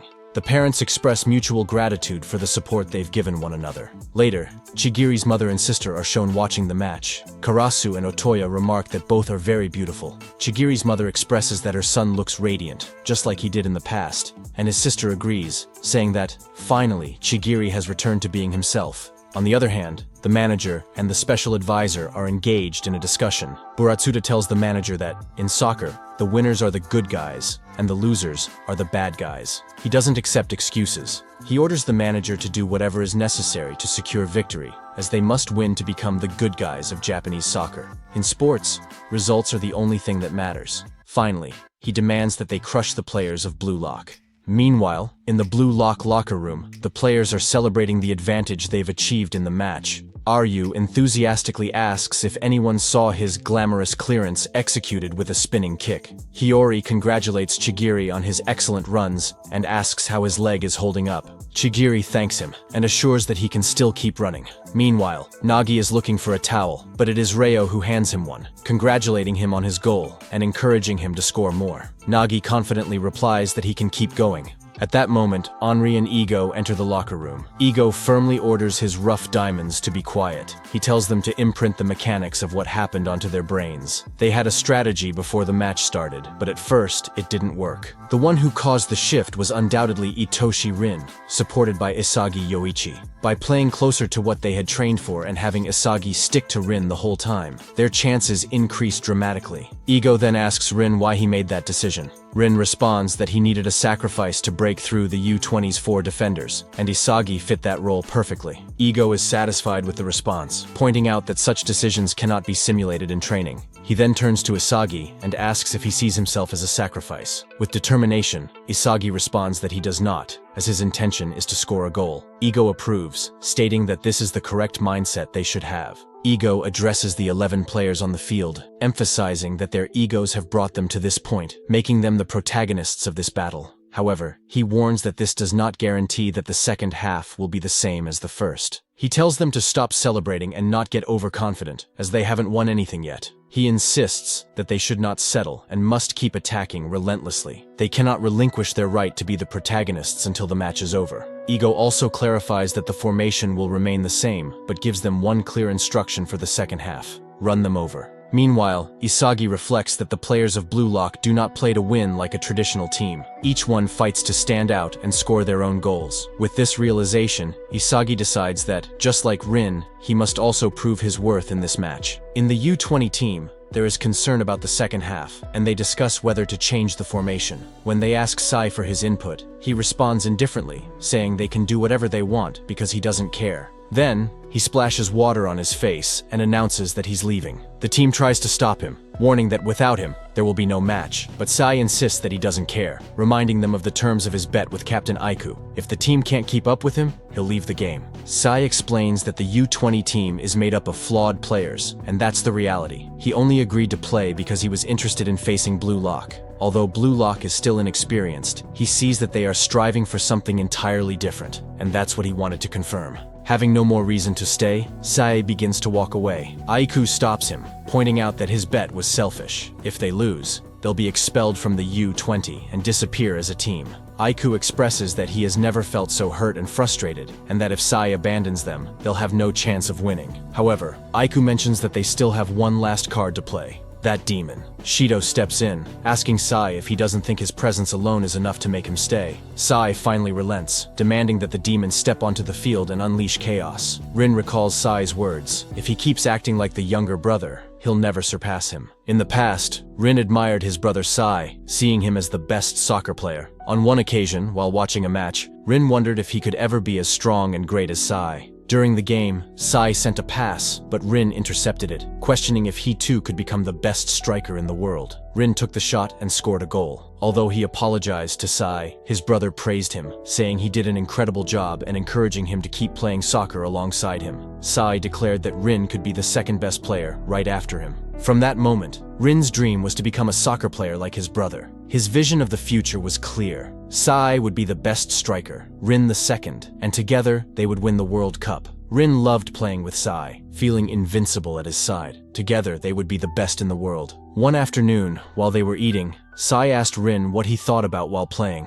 Rin replied that he only thought about scoring goals, trusting that Sai would pass him the ball if he positioned himself well. For Rin, positioning well meant placing himself in spots that dismantled the opponents. Then, Sai announced that he would be leaving for Spain to join the youth academy of Real Madrid, the best club in the world. Before departing, Sai told Rin that he would have to catch up to him, and that he must not give up while Sai was away. Rin promised to stand out in Japan, so he could also be recruited and then shine on the global stage. Determined, Rin set his sights on reaching the world stage as someone capable of competing alongside his brother. However, playing without Sai was exhausting and boring. Even so, Rin knew he had to reach his brother's level. When his teammates asked him to pass the ball, Rin thought that now that this team had lost Sai, he would make it the best in Japan in his place, turning himself into the best in Japan. On a snowy night, Rin was training when Sai returned from Spain, exhibiting a drastic change in attitude. Excited, Rin told Sai how incredible he was, mentioning how he always saw him in the news, playing for Real Madrid's youth team and scoring goals. However, Sai responded coldly, stating that there were players in Spain even better than him.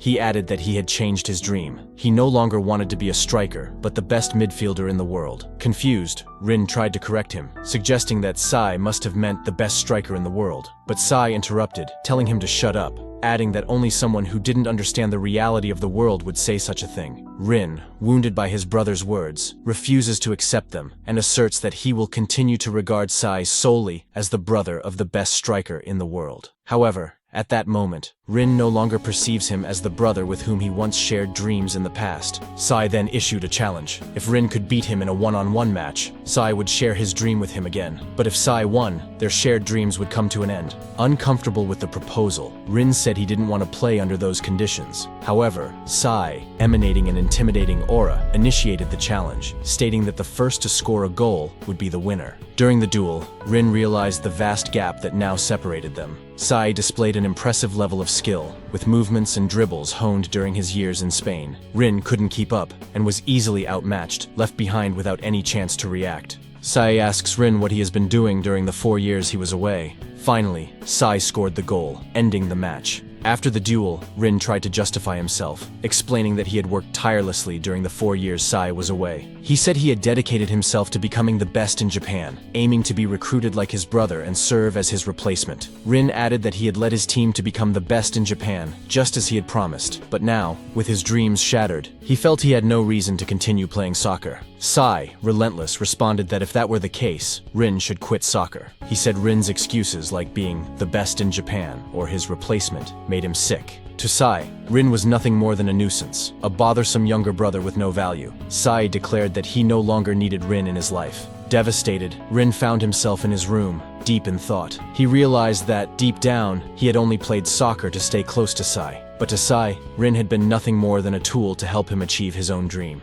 Now that Sai no longer needed him, Rin felt utterly purposeless. In a fit of rage, Rin destroyed all his trophies and tore apart a photo of him and Sai from their childhood. Consumed by anger, Rin set a new goal for himself: to kill Sai. He became determined to shatter his brother into pieces and surpass him while continuing to play soccer. The second half of the match began, with Shido standing at the center of the field in a relaxed stance, wearing a confident and satisfied expression. Ego, observing the unfolding game, stated that the formation would not change, as they had devised a plan to stop Shido. However, what truly intrigued Ego was understanding why Sai had chosen Shido and how he intended to control him, especially given that even the players from Blue Lock had struggled to handle him. Ego wondered what Sai's vision of a true egoist was. With this, the real match was about to begin.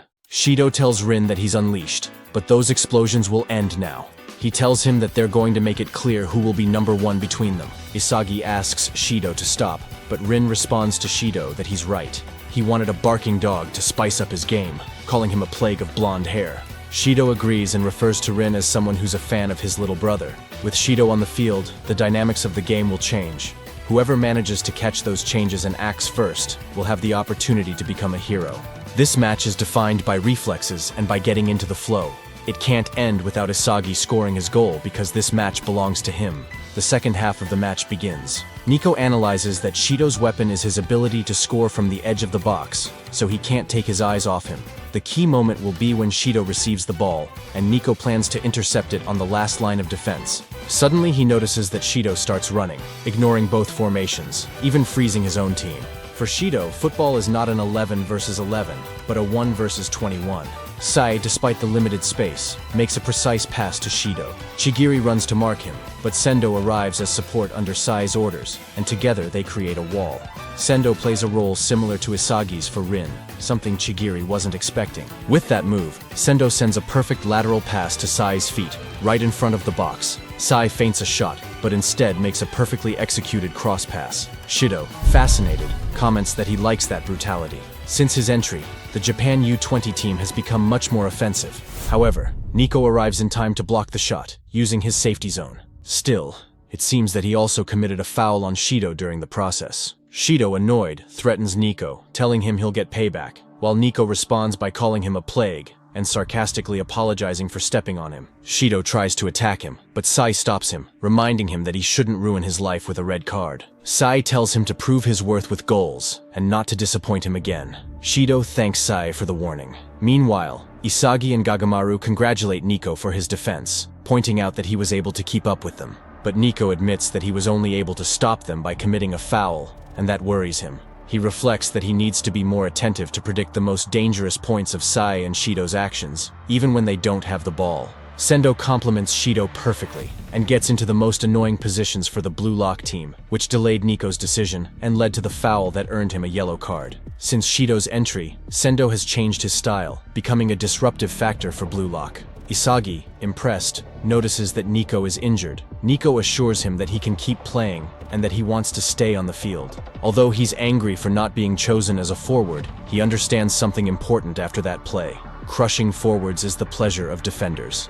Finally, Nico tells Isagi that since meeting him, he no longer fears change. Shido tells Sai that he wants to take the free kick. He comments that the annoying little brother, referring to Rin, is right in the middle of where he plans to send it. Sai replies that there's no clear gap to score, since they're too close, and there are too many defenders in the wall. Shido tells Sai to shut up, reminding him that he's the one who earned the foul, so he'll be the one to take the kick. Unfazed, Sai asks Shido if that's the only option he can see. He explains that he should aim right in the middle between a realistic play and his ideal play. Sai advises him not to let his inspiration stop, to imagine the best goal he could score at this moment. Shido smiles and replies that what Sai says gives him chills. At that moment, he comes up with a final technique, though he acknowledges that its difficulty level is extremely high. He asks Sai if he can keep up with him. Sai, confident, responds by asking who he thinks he's talking to, and tells the demon to dream a little. Sai promises that he'll cast a spell. Shido, excited, perceives this as an electrifying experience. Shido prepares to take the free kick, but at the last moment, he lets it pass and begins to run. This surprises everyone, while Sai gets ready to take the shot. However, Chigiri analyzes the situation and realizes that Sai also has no intention of shooting. Shido is looking to position himself in an open space, waiting for the perfect pass. Chigiri, proclaiming himself the fastest player, decides to stop Shido before he receives the ball. Sai makes the pass, but Chigiri had already predicted his move. He dives with all his strength, determined to intercept the ball. However, there's a problem. Chigiri can't reach it. Sai had placed the ball just a few centimeters beyond Chigiri's maximum speed. Sai's pass reaches the exact spot where Shido is, who is already ready. The demon rises into the air, his words echoing like an omen. "I have all the cells in place." With a sublime movement, he unleashes his devastating shot, the Dragon Drive. The force and speed of the shot are inhuman. Gagamaru, despite his super reaction, cannot react in time. The shot ends in a goal, tying the game 2-2. It's an unstoppable play, a perfect combination between Sai Itoshi, the genius, and Ryusei Shido, the unleashed demon. Shido is in a state of ecstatic emotion. Meanwhile, Sai calms him down, reminding the precocious demon that this is just a tie. On the other hand, the Blue Lock boys comment on how amazing the play was. Isagi analyzes the action and realizes that this goal was made possible thanks to the perfect combination of physical and mental reflexes. It's reflex multiplied by reflex. He acknowledges that the goal came from the superhuman work of Sai Itoshi and Ryusei Shido. Blue Lock still doesn't fully understand Shido's playing style, but Sai easily deciphered it, making a perfect pass without any effort. And for both players, this play is just the beginning. Shido, still brimming with excitement, tells Sai that he likes him and that he'll share his info with him later. Sai responds that he'll consider it if Shido manages to score a hat trick, to which Shido enthusiastically agrees. Chigiri suffers a leg strain due to a lack of energy, while Nico injures his ankle. Sai and Shido have completely changed the pace of the game, forcing Blue Lock to make substitutions to regain balance and close the match. Chigiri reflects with frustration, wondering how he could have gotten exhausted after moving so little. He realizes that the lack of practice, stemming from his past of trying to quit football and flee in Blue Lock, is taking its toll on him at this critical moment. Finally, the substitutions are made. Hiyoma Chigiri, number 4, and Ikiniko, number 3, leave the field, giving way to Reo Mikage, number 14, and Yohiori, number 16. Igo approaches Chigiri and asks if he has any problem with the substitution. Chigiri, holding back tears of frustration, replies that he doesn't. Igo tells him that, instead of crying, he should return to the field with a body capable of running until the end. That frustration represents the limit Chigiri has reached at this moment. On the other hand, Reo tells Nagi that he's finally here. Nagi, who was already expecting him, listens as Reo reminds him that they need to score one more goal. "It's too soon for our story to end here," Reo tells him, and Nagi knows that. The match resumes, with Hiyori leading the charge. It's an offensive option that the Blue Lock players have practiced thoroughly. Until now, they had been playing around Rin, leveraging their individual talents. It was dynamic. But Hiyori's strengths are his ball control and his calm vision. He is a very composed technical player who creates pauses in the game. The Blue Lock players don't expect Hiyori to shake off his marker in one-on-one duels, but rather to make passes that light the way. Hiyori mentions that Igo isn't just about showing off skills, and then makes a quick, direct pass to Karasu that the defenders can't intercept. Karasu passes the ball behind to Hiyori. Free from his marker, Hiyori prepares another pass, this time with spin, at the level of Sai's passes. The ball reaches Nagi, who quickly passes it to Isagi, positioning himself behind Rin. Isagi prepares to shoot his direct shot, but unexpectedly, Aiku stops his attempt. Isagi wonders how Aiku got there. Even though he changed his formation and Nagi's improvised pass, Isagi was the first to react, and Aiku got there first. In the territory that Aiku sees, Isagi's skills are useless. The U-20 team counters. Before Reo entered the game, Igo told him that he was put in for one reason. Reo's role is to stop Shido. Reo had been practicing defense at the training camp and had also been observing the enemy defender's skills. Reo won't take his eyes off Shido and Sai. Reo sees the pass from Sai to Shido coming. He leaps and intercepts it, successfully replicating Aiku's play 99%. This is his role in this match, chameleon defense. Nagi congratulates Reo on his play. Reo will use this power to neutralize Shido. Reo thinks about winning this match no matter what, and he will work to become a striker again. Reo sees himself as more than just a defender. Reo will win once again, and will be with Nagi. Isagi analyzes that Reo marked Shido with his chameleon defense, and Hiyori's anchor allowed the Blue Lock team's attack formation to have more variety. Since they entered, the Blue Lock players have been able to rebalance the match, and Blue Lock has taken the offense again. And Isagi manages to break through Aiku. They will not be able to build the momentum. He will find the pieces he needs to destroy Aiku. Shido tells Sai that it was a good pass, and playing soccer with Sai is a lot of fun. It's like electrical pulses running through his brain. Sai asks him what that means, to which Shido responds that he doesn't know, but it feels like the first time he's felt that someone understands his freedom. He feels like the Big Bang is approaching. Sai says that's good for him, but Shido still needs to score. Shido reflects that the world still doesn't know him. Passes, tactics. Do you win if you do this? The way to win? It's ridiculous. Soccer isn't a sport, it's a vital activity. Shido's weapon is his super spatial perception. All of his points are focused on living on the pitch and scoring goals, achieving perfection in the area. Close to the goal, he can even perceive the goal from behind. Sai sends the pass to Shido while reflecting that all the cells in his body exist to score goals. Shido is marked by Reo, telling him that he won't let him shoot. Reo is copying the under-20s Doberman defense, blocking with his body and not letting Shido turn. Shido asks Reo if he's a professional imitator. Reo replies that he's going to lose against that. He asks him if he will go from demon to a noisy brat. Shido gets enraged and shoots while telling him he's just an imitator. The shot isn't good enough, and Gagamaru stops it with one hand effortlessly. Shido analyzes that he lacks more explosions and reflects that humans live to leave our mark, to make our genes endure.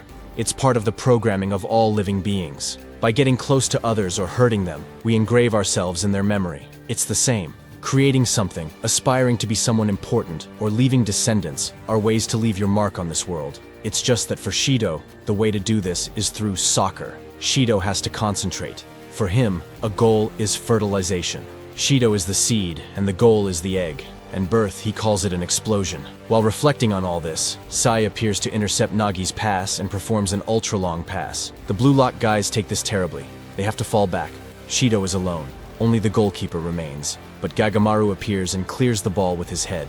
However, what would be the end of the play for others, for Shido, is just the beginning. Something deep awakens in him. A sensation he's never experienced before. He thinks he's too far, but he can feel the goal behind him. His football cells are in a frenzy, begging him to explode. Shido leaps, diving for the ball, determined to mark his existence. Ego watches him and says, he's entered the flow. His body arches in the air, defying gravity, and he executes a majestic bicycle kick. He calls it the Big Bang Drive. The shot is not just an attempt to score. It's a sentence, a message to the people who still don't know him. Take my goal. Take my genes. Fertilize yourselves. The ball hits the net. 3-2. The sub-20 team is winning. Ego explains that the first person to reach the flow during the match was Ryusei Shido, whose defiant concentration led him to that state. Shido celebrates the goal he scored, putting Japan's U-20 team ahead on the scoreboard. Ignoring his teammates, Shido runs directly towards Itoshi Sai to hug him, excited, and tells him that he did it. With Sai, Shido experiences a sensation he has never felt before. He wants to play soccer with Sai forever. However, Sai coldly pushes him away, throwing him to the ground, and reminds him that he must score a hat trick before celebrating. Hands off until that happens, he says. Shido accepts the challenge, and, in a playful tone, responds that if he scores 10 more goals, they could even share a house. Meanwhile, Isagi is impressed and surprised by Shido's goal. Although no one in Blue Lock could contain Shido, Sai continues challenging him with passes that are difficult to handle. It was precisely because Shido overcame those challenges that this amazing goal was born. This deeply frustrates Isagi, as he feels that he should have been the one to reach that level. Under the guidance of a genius like Sai, the demon has awakened. Shido has completely dominated this match. Although all the Blue Lock players are doing their best, at this rate, the team will lose. It's clear that the ones who will change Japanese football are not the players of Blue Lock, but Sai and Shido. On the bench, things are not looking good. Henri asks Ego what they will do, since this shouldn't be possible according to the information they have about Shido from when he was in Blue Lock. This means that Shido is awakening. If they don't do something, they will lose. However, Ego responds that he has nothing, that there's no plan beyond what they are already doing. Isagi approaches Ego, frustrated, telling him that it can't end like this. They are fighting with everything they have, just like Ego taught them, but it still isn't enough. He asks Ego how they can win. Ego calmly responds with another question. Don't you see? Blue Lock already won. Ego explains that everything has happened just as he imagined. If they lose the match, Blue Lock and its rules will disappear, and Ego will probably be expelled from the world of football. But the players won't disappear. Shido, fascinated by Itoshi Sai, will become a star of Japanese football. Itoshi Rin will enter the U20 national team at the same level. The other players will be recruited by universities and national leagues, finding places that will open paths for them. They've done enough to ensure that in the future, having been in Blue Lock will be an advantage. They transcend the ego and will change Japanese football, concludes Ego. They can be proud. Blue Lock already won. However, Isagi disagrees. Firmly, he tells Ego that he doesn't care about that. Not the future of Japanese football, nor the guaranteed opportunities for them. None of that matters. What the players of Blue Lock want is to win this match. The future doesn't matter. Losing is dying, and we won't accept death yet. Either we're the best in the world, or we're nothing. Isagi demands that Ego make them win, reminding him that this is the Ego he taught them. In response, Ego agrees, but with one condition. He will make a bet whose outcome even he doesn't know. It's your turn, Joker. Baro Shuei. Finally, Baro, who has been waiting on the bench, enters the game. Otoya is the last player substituted, and number 13, Baro Shuei, takes his place. Baro positions himself as a right winger, while Hiyori moves back. Baro, addressing Isagi, calls him useless, and tells him that, while he was watching from the bench, he concluded that his plays have been boring. Henri, worried, asks Ego if they'll be okay without a plan. Ego assures her that he had planned to use Baro from the start, and has no intention of losing this match. However, he admits that one thing was unexpected: the ego cultivated within Blue Lock. That passion has exceeded all his expectations. Ego tells Henri to watch, because the current Blue Lock is capable of creating the most critical moment in football. Meanwhile, Rin takes the initiative and firmly declares, "Forget about balancing our pathetic relationship from now on. All the forwards can rush and attack as they please." With that shared determination, the Blue Lock players are ready to win, even if it means destroying each other to achieve it. The match resumes with great anticipation. Baro's weapons are his powerful dribbling and his mid-range shot, with a range of up to 28 meters. If Baro is free inside the box and receives the ball, he has a high chance of scoring. What Isagi must do is guide Baro into that area, shadow him, and find an opportunity to score himself. Before the match, Ego told Baro that his role was to devour Isagi Yoichi. However, neither Isagi nor Rin use Baro as expected. Rin passes the ball to Hiyori, who acts as a substitute. Hiyori passes the ball to Isagi, who is more open, but Hayate tries to intercept it. Suddenly, the king, Baro, steals the ball from Isagi, considering himself Isagi's hunter. Baro's style does not follow conventional logic. He is unpredictable, which affects even the players who understand football the most. A cut with a back heel is his trademark. That's why he's a joker. His play creates chaos among both allies and enemies. Now is the time for the king to unleash that chaos. The final 30 minutes of the match cannot be predicted, not even by Ego. Baro is marked by Darai, but Isagi moves to create a wall pass with him and break free from Darai's mark. However, the king has other plans. He doesn't pass the ball. Instead, he goes down the wing, although he knows he won't be able to shoot if he keeps going that way. Instead of a pass, Baro feints and cuts inside. Darai cannot understand his movement. Baro won't pass the ball to Isagi, not even if the world turns upside down. The king shoots while thinking of devouring Isagi in the match itself. Baro's shot hits the post and bounces to Yukimiya, who reflects that Baro's presence has completely rewritten the field. Yukimiya decides to take his play to the next level. He dribbles past Neru, quickly changing direction. He still can't shoot, so he has to raise his game even further. The chaos caused by Baro allows Yukimiya to move like a street soccer player, using people as obstacles to advance. Yukimiya finally sees the best path for the shot, but Neo puts pressure on him. Despite the pressure, Yukimiya lets himself be guided by his flow to take the shot. He executes his decisive shot just in time, but it's stopped by Oliver Aiku, who, despite the spinning shot coming from the defense's blind spot, jumped to that area and dived just in case. Aiku didn't react logically this time. He defended by taking a risk.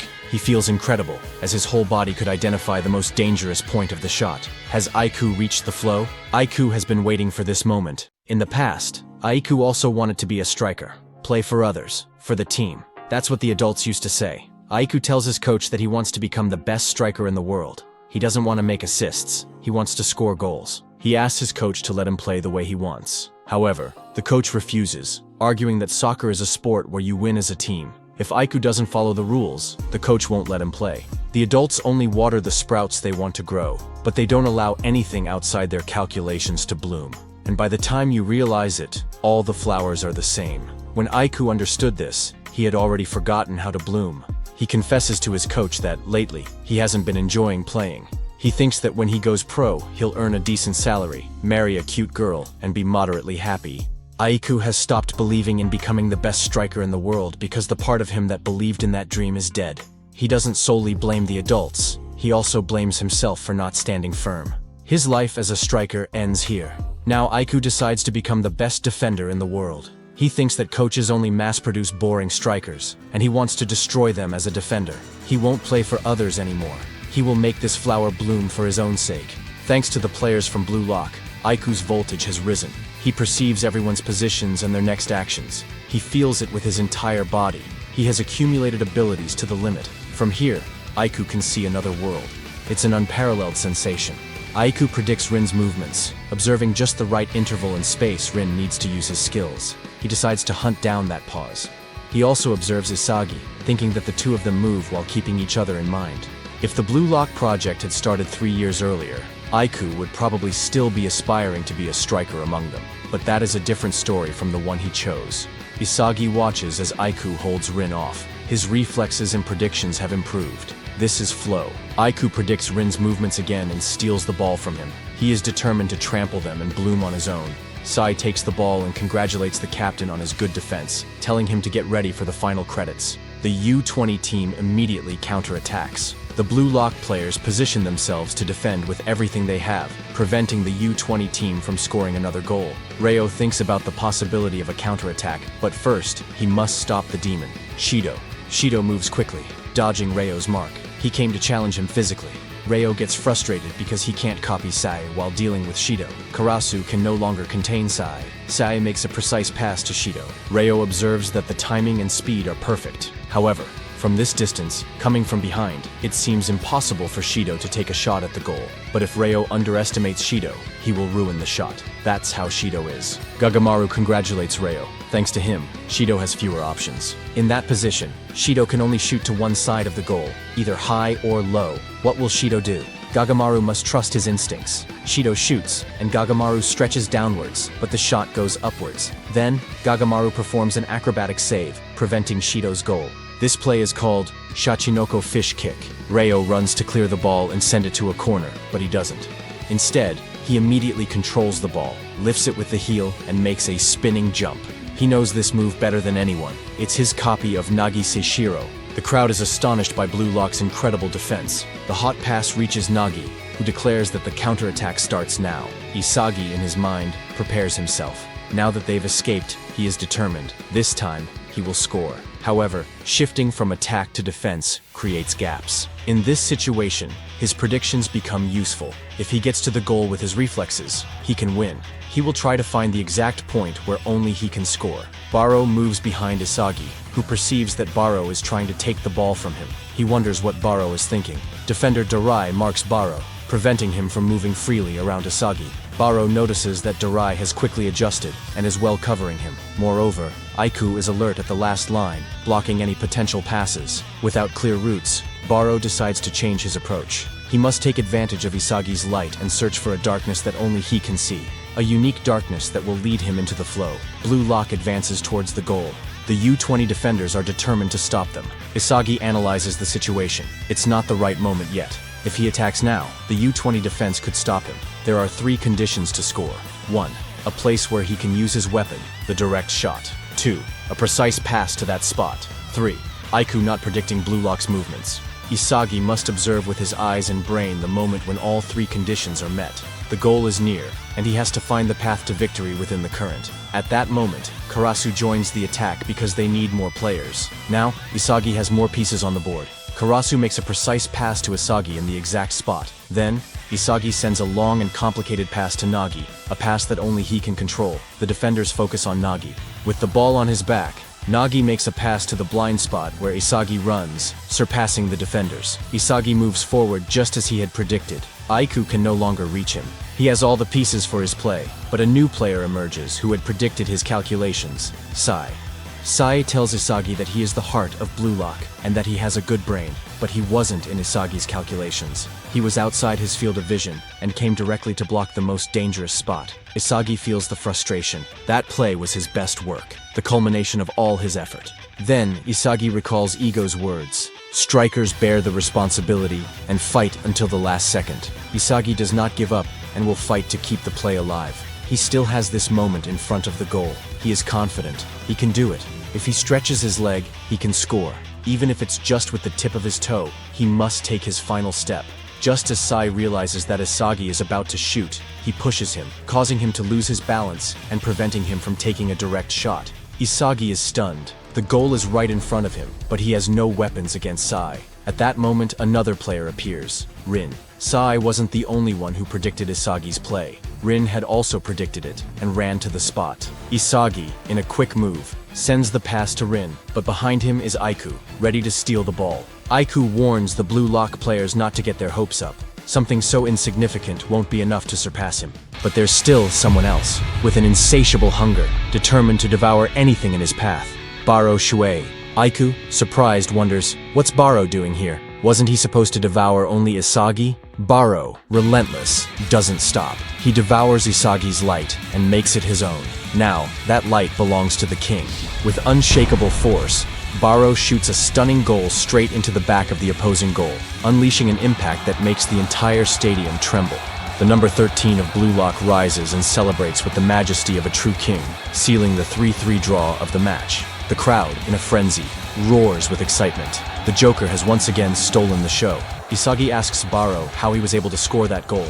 Baro responds that there's nothing to explain. Hunting and devouring Isagi is, and always will be, his reason for being. However, Isagi insists, saying that Baro seemed to have disappeared. He asks when exactly Baro went for the ball. Baro responds that he didn't disappear, he was erased. He explains that the defenders immediately noticed his style of play revolves around Isagi. That's why Baro decided to hunt Isagi's plays as they evolved. Baro continues, saying there's one person who can perfectly coordinate with Isagi, Rin. Rin always reacts to Isagi's movements and compliments him. Baro had been lurking in the shadows, waiting for the final pass that Isagi would give to Rin. According to him, Rin and Isagi are so synchronized that they are practically one. To Baro, Rin is also Isagi. After this explanation, Baro receives a yellow card for removing his shirt during his celebration. Despite this, the impact of his goal is undeniable. It's a stunning goal that only he could have scored. However, Isagi reflects and understands that this goal wasn't born just from Baro. It was the result of a chain of efforts. Rin's reaction to his play, Baro's perfect interception, and the work of Karasu and Nagi, who also contributed. Everyone participated in this chain, facing their own challenges. It's a chain of immersion, trusting in the immersion of others and moving accordingly. That is the final piece Blue Lock needed to surpass the U20. Meanwhile, Sai asks the coach what the plan is. The coach responds that they will first defend well and then counterattack. But Sai criticizes the plan, calling it unoriginal and typical of a flea. The coach, annoyed, asks how a mere player dares to question his decisions. Sai, unfazed, responds that they can still fight and warns him not to change anyone.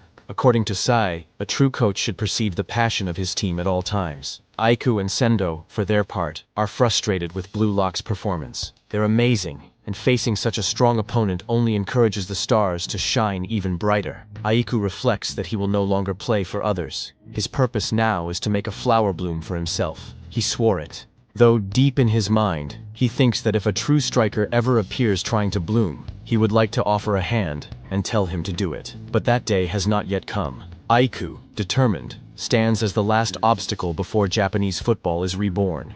In his mind, he thinks about the Blue Lock boys. He wants them to be reborn and to surpass him. The match is nearing its end. Baro tells Isagi to shine brighter, that he will devour him and be the protagonist of the game. Isagi responds that Baro should try if he can, calling him king of the supporting cast. The Blue Lock players are determined to win this match. Rin, on his part, thinks that this can't end like this. He will score the goal. This is his match. He will defeat Sai and engrave his name all over the world. This is his story. Rin, upon observing the plays of the Blue Lock players and Sai's obstruction, feels that at some point, everyone has begun to revolve around Isagi. Isagi analyzes that Rin is the core of Blue Lock. The previous goal was possible thanks to Rin acting as their guide. Because of Rin, Isagi can move freely and adjust his challenges. What needs to be recreated isn't the goal itself, but a chain of immersion. When each player confronts their individual challenges and connects them, it ultimately results in a goal. If such a complex phenomenon can emerge, they can win. Rin and Isagi both aim to score the next goal, seeking to devour each other. knowing that only one of them can become the protagonist. The Blue Lock players are increasingly motivated to play the final 15 minutes of the match. As the match resumes, the Blue Lock players must remain vigilant against Sai's passes. However, Sai decides to change his strategy. He starts dribbling, drastically elevating the level of his play. Only those bold enough to keep up with him will catch a glimpse of the scenario unfolding ahead. Sai surprises Isagi with an elastico, followed by a nutmeg, leaving him behind with ease. At that moment, it becomes clear that Sai hadn't even been playing seriously until now. His skill and control increase exponentially, leaving the Blue Lock players behind as he continues advancing. Rin, desperate, tries to stop him, but his efforts are futile. This triggers memories in Rin of his past. When he played alongside Sai, he felt a connection between them. Now, Sai moves forward alone, making it evident that he doesn't need Rin, reigniting Rin's bitter feelings of defeat. Frustrated and determined to change the course of the match, Rin resolves to destroy Sai. Sai demonstrates why he is unique. While natural dribblers focus on being active playmakers, Sai employs a more analytical approach. He observes the rhythm and actions of his opponents to surprise them with a passive yet devastating dribble. His football philosophy revolves around dismantling the opposing defense with logic, speed, and precision, always calculating the most effective goal. The essence of Sai's style is to destroy with elegance. This approach also explains why he chose Shido over Rin. Sai prefers egoist and unpredictable players like Shido, and aims to guide him to the top as a midfielder. Rin questions what Sai would do in his place. What goal would he aim for? What would he demand in this crucial moment of the match? Sai sends a cross towards Shido, but Rin manages to block the shot, though he takes a kick to the face in the process. However, it isn't called a foul since it was unintentional. Rin instantly adjusts his style to counter Sai Itoshi. In this match, the players have started to enter the flow, and this, in turn, has elevated Sai's level. At this moment, Rin is trying to become Sai's assassin. Reo makes a long pass to Nagi. Isagi analyzes that if Rin can get rid of Sai, the pieces on Isagi's board can change. The final piece is Meguru Bachira. Blue Lock must create the chain of immersion with this new formation. Bachira has the ball. It's time for him to dance with it. Bachira makes quicker touches and leaves Neru behind with a sombrero move. Then, he gets past Neo with a feint using a roulette. Aiku stops Bachira. His teammates call for a pass, but Bachira refuses. Aiku tries to analyze Bachira's dribbling, but Bachira fakes a shot and instead lifts the ball over Aiku's head, a technique called the Smash Monster Lift. The goalkeeper tries to stop it but fails as Bachira delivers his final touch. The ball heads toward the goal, but Sendo arrives just in time to save it. Sendo won't give up.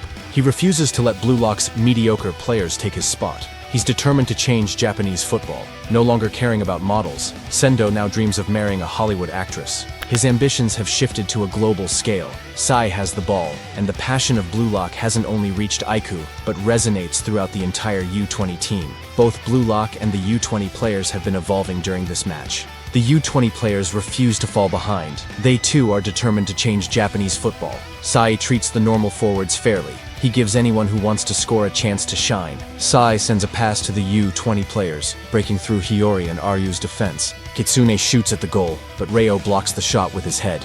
The rebound lands with Sendo, who attempts a shot, but Baro and Nagi stop him. The ball falls to Sai, but Isagi had anticipated this. Sai surprises everyone by sending a pass to someone unexpected, Aiku, a former forward. Aiku takes the shot, but Rin suddenly blocks it. The commentators are left in awe at the plays unfolding in this match. They sense the birth of a hero. With less than 5 minutes remaining, Sai prepares to take a corner kick. Once again, Rin analyzes the most dangerous and elegant spot Sai would aim to destroy. Sai makes the kick, and Rin believes the ball is going to Aiku, but it isn't. It's directed towards Shido, who attempts a header. However, Isagi acts on reflex during this play, intercepting the ball from Shido. This move was only possible because Isagi was able to synchronize with Rin. Upon seeing Isagi's play, Rin realizes that the Blue Lock players refuse to let him lose, even though Rin wants to fight alone. All of Blue Lock clings to Rin's playing style. But as Rin thinks about this, he feels disgusted. He resolves to destroy them all. Hiyori has the ball and is about to think through the next play, but Rin steals it from him. Rin reflects on his feelings, revenge, rivals, brothers. All the things that bind him disgust him. He decides to crush everything and everyone in his path. Rin doesn't synchronize with Isagi. Instead, he opts to take on the U20 defense directly. Rin faces off against Neru and quickly identifies his weapon, speed. To counter him, Rin deliberately accelerates Neru, only to burst in the opposite direction and overpower him. Rin's movements are completely irrational. Next, Rin confronts Darai. Darai's weapon is sneaking in from behind, so Rin mimics this tactic. He passes the ball to Isagi and then moves behind Darai, using his hand to prevent Darai from turning as he crushes him. Rin then takes on Niu, whose weapon is his physical pressure and stable stance. To defeat him, Rin engages in a physical duel. He purposely distances the ball to lure Niu into applying pressure. Once Niu commits, Rin exploits his center of gravity, overpowering him from behind. The Blue Lock players observe Rin in shock, thinking he's lost his mind. Ego, witnessing this, explains Rin's style. Rin's playstyle extracts an opponent's virtue and crushes that very talent. This is Rin's flow. It's the opposite of Sai's style. While Sai's play embodies elegant destruction, Rin's style revolves around exposing an opponent's talent and trampling on it. Aiku steps in, ready to stop Rin, commenting that Rin has twisted tastes. Rin, deeply focused, is determined to be reborn through his goal. Aiku knows that if Rin surpasses him, it will be the end. Aiku plans to buy time. Watching Rin's recent plays and his aggressive and brutal style, Aiku recognizes that Rin has leveled up significantly. Aiku is excited by the challenge of facing Rin. As Aiku attempts to analyze Rin's movements, he finds them unpredictable and irrational. Aiku is unable to keep up with Rin. However, Shido arrives to challenge Rin. Seeing Shido, Aiku begins to see opportunities for victory. Isagi offers to help Rin by asking for a pass, but Rin refuses. In his mind, Rin tells Isagi not to cling to him. Rin prepares to shoot, and Aiku moves to block it. However, Rin fakes the shot, surprising Aiku. Yet Aiku refuses to let himself be destroyed so easily. Aiku challenges Rin to prove he's a striker who can change the country. Rin unleashes a powerful shot, but Aiku manages to graze the ball, deflecting it so it hits the post. Sae retrieves the rebound, visibly disappointed in Rin, thinking his younger brother still has a long way to go. There is only 1 minute of stoppage time remaining, and Sae intends to take full advantage of it. The U-20 team begins to push forward and attack. The boys from Blue Lock on the bench motivate their teammates, urging them to stop the attack. Isagi tries to stop Sae, but it's useless. Sae bypasses the Blue Lock players, leaving them behind without them being able to do anything to stop him. However, the Blue Lock players refuse to give up. They'll do everything possible to stop the U-20's attack. Puzzle pieces start appearing on the field, and Isagi can see one last play. Rin runs to face Sae. Sae tries to unsettle Rin by saying that if Rin had been a good boy, he would have died without pain. But Rin had to interfere where he wasn't called, and now he's brought this upon himself. In Rin's mind, he refuses to fall for that trick again. Sae then tells Rin that he can't be the best in the world without using Sae as an excuse. He can't even play football. Sae calls Rin a piece of trash living in his shadow. Finally, Rin understands his brother's words. The problem isn't Sae. The one Rin has to destroy is himself. Rin must leave behind notions like being the genius's brother, his teammate, or his rival. Being Itoshi Sae's brother ends now. Rin lets himself be driven by this destructive impulse. He is Itoshi Rin, an egoist. Sae, seeing the expression on his brother's face, tells him that he can still make that face. Rin and Sae start facing each other. Sae tries to leave Rin behind, but Rin is able to keep up with him. Rin tries to use his hand, but Sae anticipates it and stops him. Rin can see Sae's next move and blocks it. Sae didn't expect this move from Rin. The ball is in the air, and Aiku can't reach it. But there's one player who was waiting for this moment, the final piece. Luck. Isagi Yoichi shoots with great determination, surprising everyone. The direct shot pierces the net and seals the score at 4-3. The whistle blows, marking the end of the match, and Blue Lock's team wins. The entire stadium celebrates the winning goal. Shido asks Sae why he didn't pass the ball immediately. Had he done so, they wouldn't have conceded that goal. Sae responds that there was only 1 minute left. The time for passing had run out, and the best option he saw was to send the ball to Shido. Shido tells him that was his mistake, so it can count as Shido's goal. He asks Sae to give him his phone number as agreed. Sae will do it after he takes a shower. Aiku asks Isagi if he had been thinking about his blind spot the entire time. Isagi answers that he did, and from one point, he knew he could use his direct shot. He also believed that Rin, in his trance, could surpass Sae. It's the result of focusing on that for 90 minutes. Aiku tells him that the play he made attracted good luck. Aiku admits that this is the defeat of the Sub-20 team and congratulates Blue Lock on their victory. Sae tells Rin that his perception was wrong. He didn't think Japan could produce even one decent striker. The one who awakened Rin's instinct and will change Japan's soccer is the egoist, Isagi Yoichi. Japan can still change. Isagi is in an interview, and the interviewer asks him what his aspirations are for the future. Isagi responds that he will make Japan win the U-20 World Cup. In the locker room, Ego congratulates his rough diamonds and tells them that they've achieved something extraordinary. With this victory, the war isn't over. It's the beginning of Blue Lock. From among them, he will produce the best striker in the world. To create the hero who will lead Japan to win the World Cup, he will make the rest of their lives a torment. Ego tells them to get ready. Blue Lock has reached the point of no return. The Blue Lock boys are excited by what Ego said. Isagi tells Rin that it was because of him that he discovered how luck works because he lost to him. That's how he could take advantage of that moment. That goal was theirs. Rin tells him to shut up, that this is going to cost him. From now on, he will consider him his rival, and he should not forget it, because it means he'll kill him no matter what. Isagi accepts the challenge upon hearing his words. The best striker in the world will find the place where soccer is most intense and will appear suddenly. It's time for Phase 2 of the Blue Lock project to begin, the Neo-Egoist League. Doors open, and a person appears in that place. There's also an unknown person who wants to see Blue Lock on its knees. This is how Season 2 of Blue Lock ends, and thank you very much for watching.